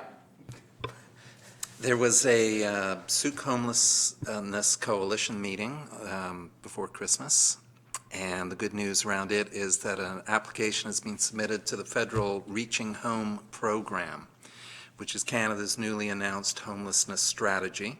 And this, if we are successful, the Sooke Shelter Society, I believe, and the Sooke Region Community Health Network are collaborating on this application for $40,000 annually over 4 years to fund 2 part-time positions, a coordinator and a navigator who can help local homeless people work into the system.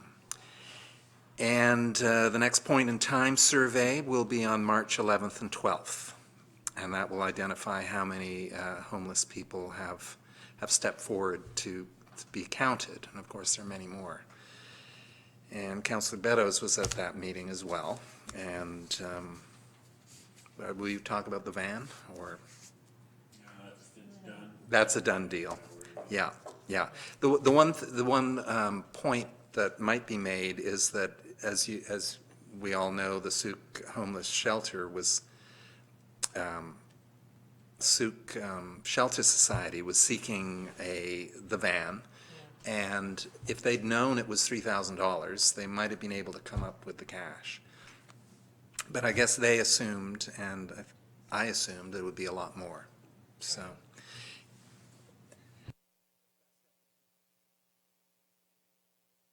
Then I'll quickly say the Age Friendly Committee met last week, and we met at Journey Middle School. And the interesting thing there is that the misconception around this age-friendly committee is that it's a seniors committee, and in fact, the mandate is to cover all age groups in Sooke. And to that end, the committee's expanded its ranks, and it now includes the EMCS Society's Sasha Gale and Journey Middle School Vice Principal Katrina Abel. So that's good news. Councillor Beddoes? Just the report came out today, which I knew about. The gym is nearing completion. It's marvelous. I had a run through the other day. The equipment's coming in. By the end of the month, it'll be operational, and the tentative grand opening is the 18th of February, and that's not hard yet, but it looks like that's what we're going for. If you get a chance to go down, have a look. I mean, it's just amazing what we're going to have down there. The second thing is on this homeless thing. I had the experience of finding somebody sleeping in a doorway on Saturday night, and I had my wife with me, and she made me go home, get a blanket, a cushion, cookies, and I gave him $10 to boot. But that's the first time that I've encountered somebody sleeping in a doorway, and it was kind of warming to see my wife wrap this warm blanket around this guy because he sure wanted it. And I checked on him the next day, and he was still alive, so that was good. That's kind of those things that you see, all these things that we belong to, and you can see why some of them exist. So interesting. Be good if you could find a way to connect him to the emergency weather. Right that night, we just wanted to keep him alive. Yeah. You know, get a okay. warm blanket around him, a Yeah. cushion, cookies, and I don't know what he did with the $10. I hope he went and got breakfast. But Yeah, that's very nice. Councillor St. Pierre? Councillor McMath? Okay, so I'll just wrap up. I just wanted to acknowledge and thank all of council and staff for taking care of December. That was a very difficult month for me, and just a very difficult end to a interesting year that was just had a lot of highlights and lowlights in it. It was when you start a new year, where do you end up? It just didn't, some things were great and some things I just really did not expect to see coming. So that is what it is. I'll give a bit more of an update at a coming month about some of the advocacy work that's happening with our FCM group. UBCM is also working on its priorities in the coming months. And I will not be with you at the next regular council meeting because I'm off to Cambodia tomorrow. Things just happen very quickly. But it's part of the last end of the the PMI-led, which stands for Local Economic Development, final year. Cambodia is one of the few countries that managed to finish off the whole program. In many other cases, like Haiti or parts in Africa, all of the volunteers had to be pulled out just because of civil unrest and things that were happening in these areas. So this mission is all about focusing on supporting networks for women and for bringing more. The goal is to have more women pursue an interest in local government and to get elected in their next civic elections. So I'll be going to 3 areas, landing into Phnom Penh and then off to Kampong Chan, which has a high number of women participation and women that have been elected for consecutive terms. So be sort of a train the trainer so that they can go out into the field and do more work. And also to Prey Vang, which has very low areas. It's a very impoverished area, but also to find ways. There's also NGOs that are being involved in terms of how more outreach and more work that supports women and girls can be supported in that area. So a lot of travel in and out, very quick timing on the ground. Still don't know where I'm staying in Prey Vang. They're still trying to find resources. So we just said, well, if it has some privacy and some hot water, that'll be nice. But when you go on to tourist sites, there may not be much there. But traveling at night is a no-go in this area. So some thought was to go back to Phnom Penh and then travel out. But traveling at night is a no-go thing. So we'll just have to see. I'll keep you posted on my adventures when I'm there, and I'll be back. I return the date of our next council meeting, and just given that it's 36 hours of travel, I don't know that I can make that meeting. So Councillor Bateman will be your acting mayor. Councillor Beddoes will fill in with signing off on checks and keeping things down. I will be contactable on this trip. So with WhatsApp, we can use that. And email and Wi-Fi and IT is very strong. All of the IT comes from Vietnam. Vietnam is a real leader in IT over there, so it's all over the place. It's very useful. So I am packed and I'm ready to go, and just a bit anxious about driving to the airport in the morning with the snow and the ice, but I managed to get out and about today, so that's a plus. Okay, so that concludes this portion. So on that note, I'm going to look for that the meeting be closed to the public under Section 91B of the Community Charter as it pertains to personal information about an identifiable individual who's being considered for an award. Moved by Councillor St. Pierre, seconded by Councillor McMath. All those in favor? Opposed? Is carried unanimously. So we'll just take a few minutes while we switch gears here. Thank you.